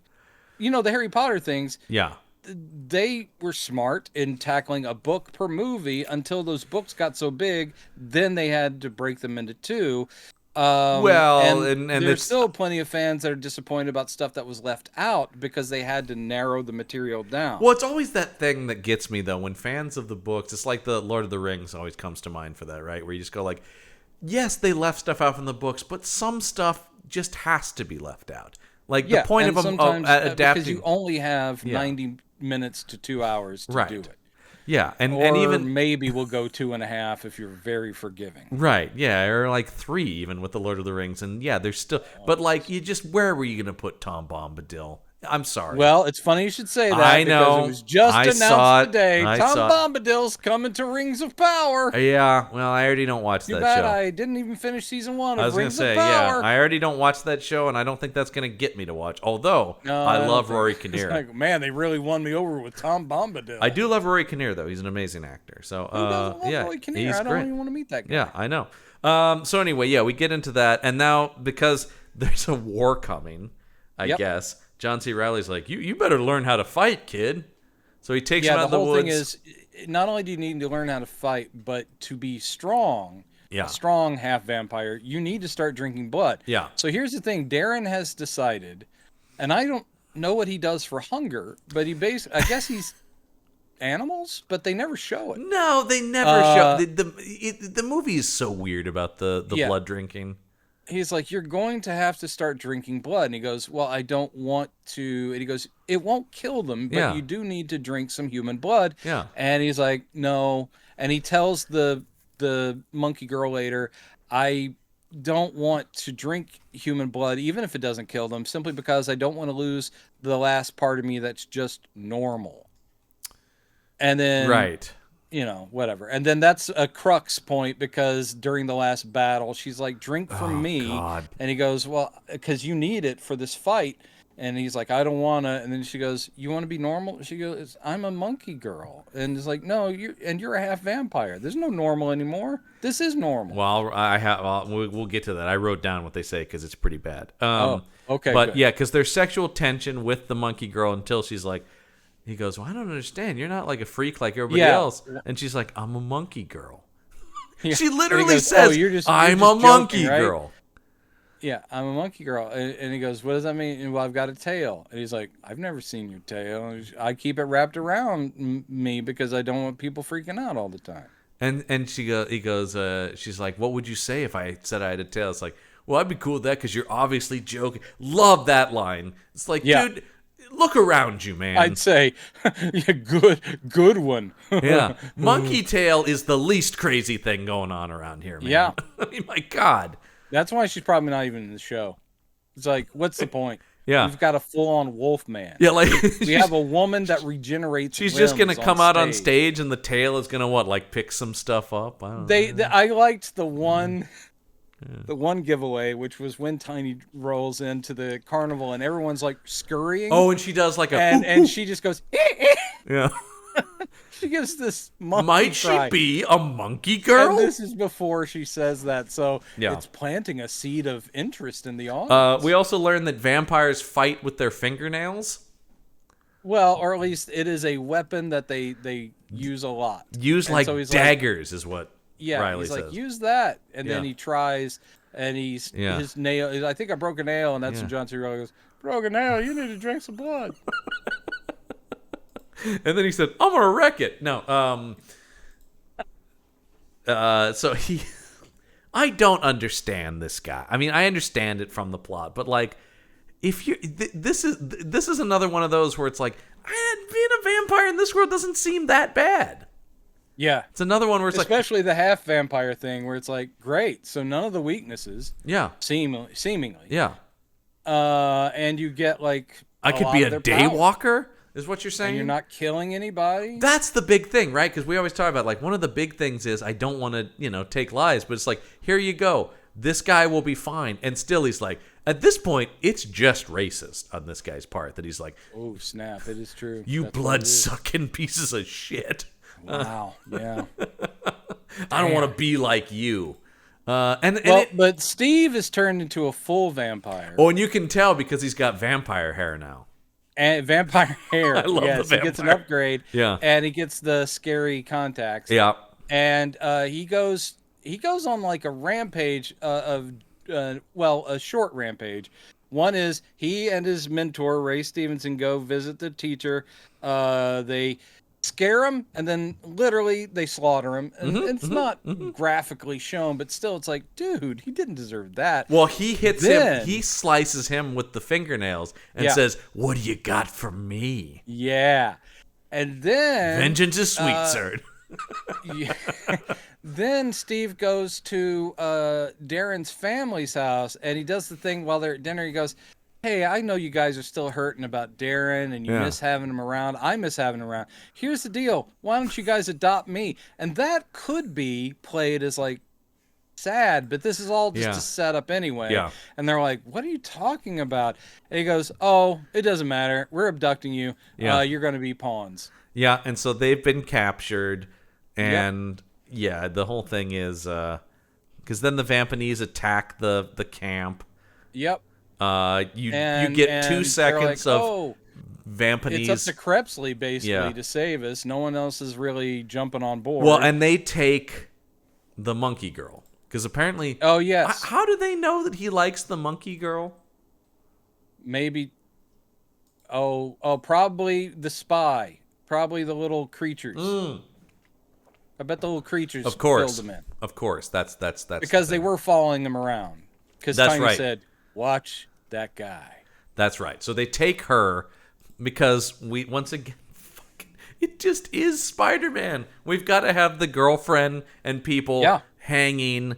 Oh my God! It just is. And the Sophie's Choice. Yeah. Where at the end, basically, it all boils down to meet me at the theater. So the big showdown's going to be at the theater. Defoe should have been the villain so he could say, "Can Darren come out and play?" That'd be great. That would be so good.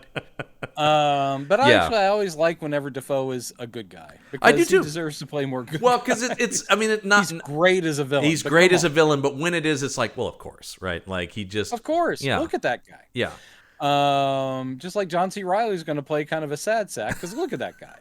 But as we talked about, he kind of doesn't and stuff a lot of the time, which I'm always happy about. Sometimes he's one of the greatest musicians of our age. It's true, man. Dewey Cox invented every genre of music, pretty much. Dewey Cox created everything. I love when Matt Besser goes, "I don't know, man, singing all fast like that, sound like some kind of punk." Movie's so great. It is one of the funniest movies ever made, and I don't think it's spoken of enough. You never give me what I want. Well, honey, I looked into making you a candy house, but it would always melt in the sun. Yeah. It's not. He goes. It's not practical. It would melt. And then Kristen Wiig responds, "Not if it never rained." It's one of the funniest movies ever made. Okay, go watch that instead of this. But so now they go. John C. Reilly comes back and he's like, "Hey, where's my assistant kid?" And they're like, "Oh, he left." And he's like, "Oh shit, I know what's going on. Well, time to bust out my old outfit and knives." Yeah. But also, I like that he basically puts on a badass long coat. Yeah, which is like you go like, I guess he hadn't been wearing that. It's not exactly like he puts on a superhero coat. Borrows a couple of throwing knives. Do you love later when he's fighting Ray Stevenson and they're just throwing the knife back and forth at each other? They're just throwing, because their vampire reflexes, they're able to catch it, and they do that weird thing of licking their hands, which is probably because every time they catch it, they're being sliced open, and they're like going, healed it. But it's another thing where it's like, why would you keep throwing it? It's achieving nothing. Because you're waiting for the other guy to not be fast enough. I guess that's the idea, but that's why I throw knives at you, John. That's true. One of these days, you're not going to be fast enough. That'll never happen, sir. And then I will have defeated you. But so yeah, they fight. Everybody, yes, we get to the theater. Everybody's tied up and hanging. Yep. And then they're hanging from the rafters. And Josh Hutcherson's like, "I'll give you this choice, Darren," because now he's just a full-on supervillain. Yeah, he's just evil. And he's like, here's a choice. He's like, kill your family and save the freak. Oh wait, I said it backwards. Yeah.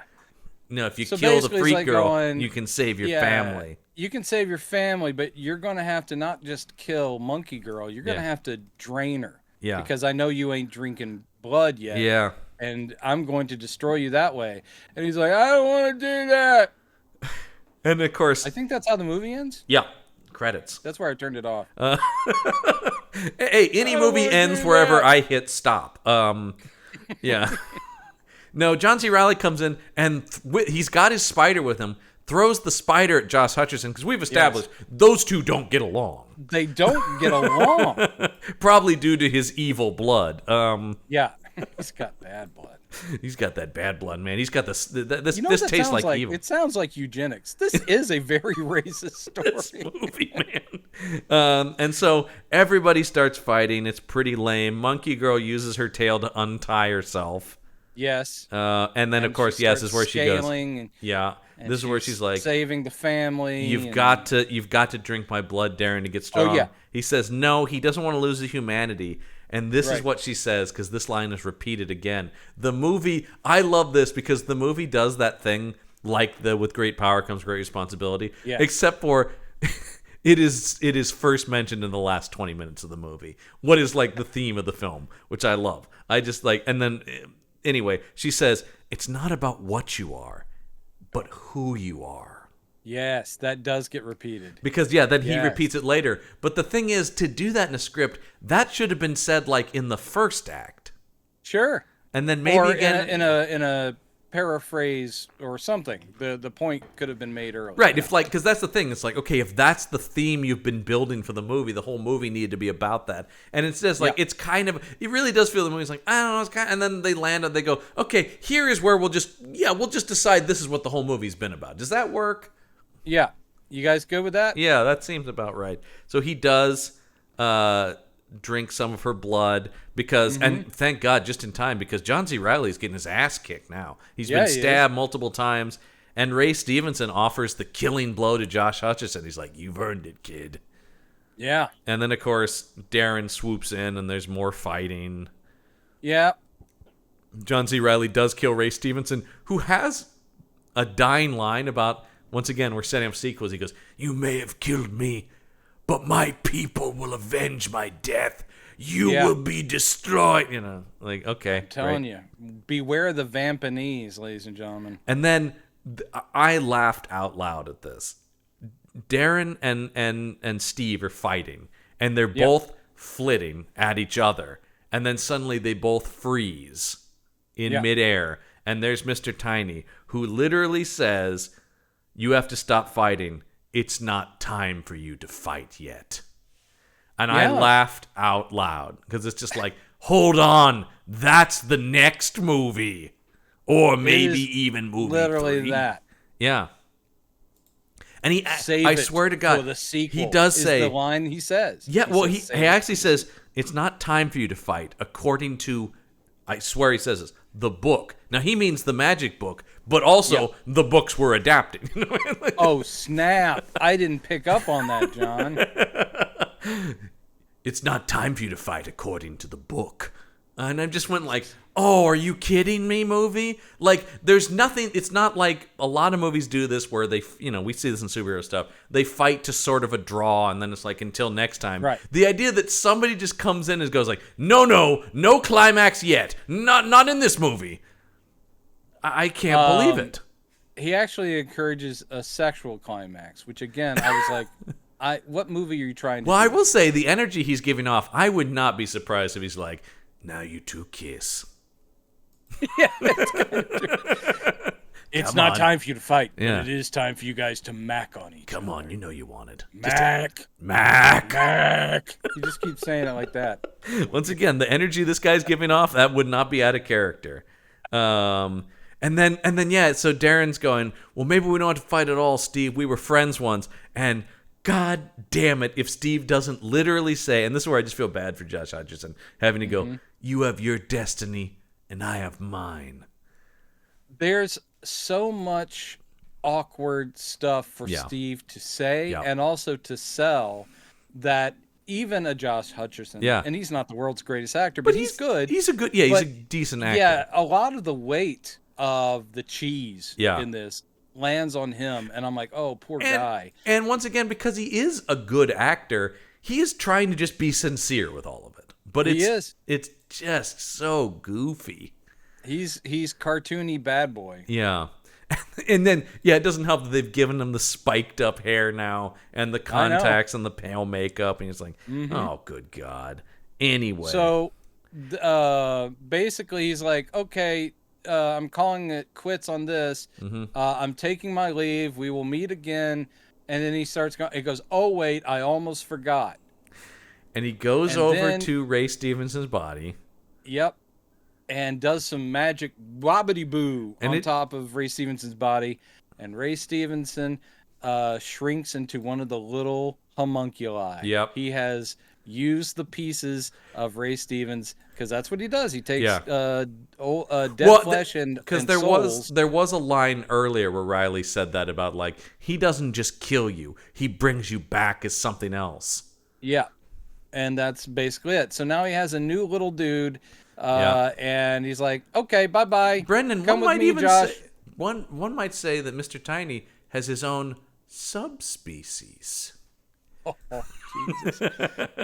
But he is still lacking in the finger department. Yeah. Lado still got you beat, Mr. Tiny. Talk to me when you got fingies.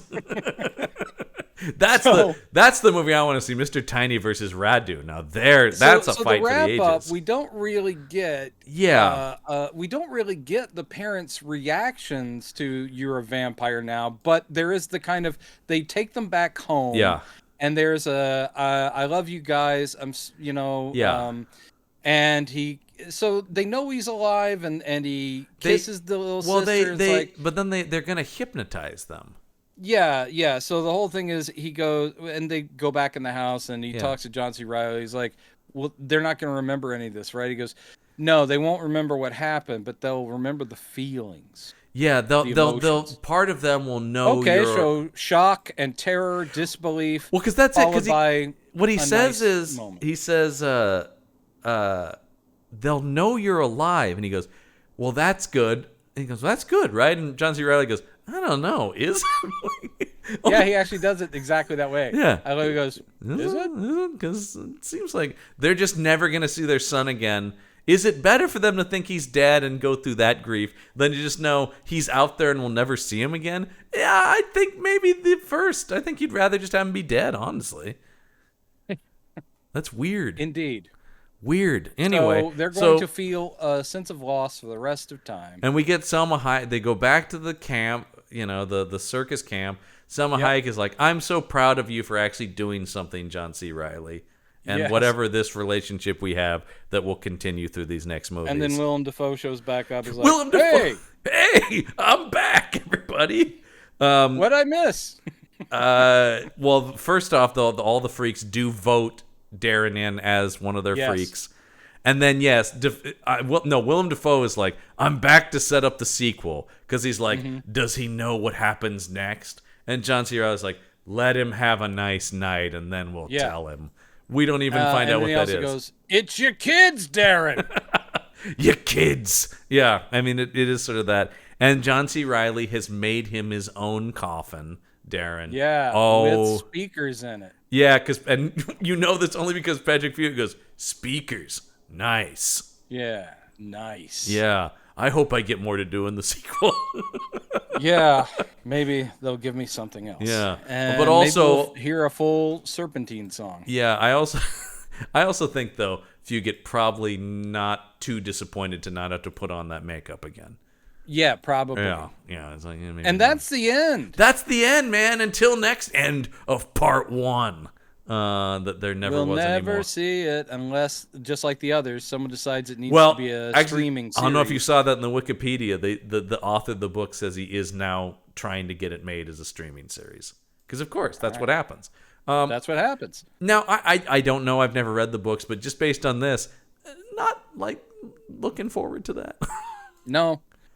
I'll be okay if I never hear the name Darren Shan again. Yeah, just I'm people like that Percy Jackson show. I haven't watched it. It's just not my thing.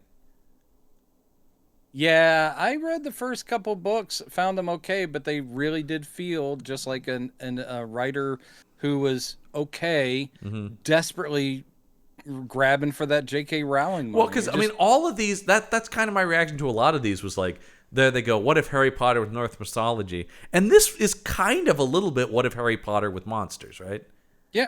Well, Harry Potter has lots of monsters. Well, but with the vampires and classic, shit. Yeah. Yes, exactly. Yeah, and I understand. I know there are werewolves in Harry Potter. The author guy was like, I just thought, I read a couple of those Goosebumps that my nephew liked or whatever and thought they weren't well done enough or scary enough, so I wanted to do Stephen King books for kids. Well, if that is what his books are like, this movie did not live up to that. My God, Well, I also read somebody, maybe it's an IMDb review, or somebody said, they said something like, too bad they base it on the earliest parts of the books because the books get so much darker. Oh, do they? Interesting.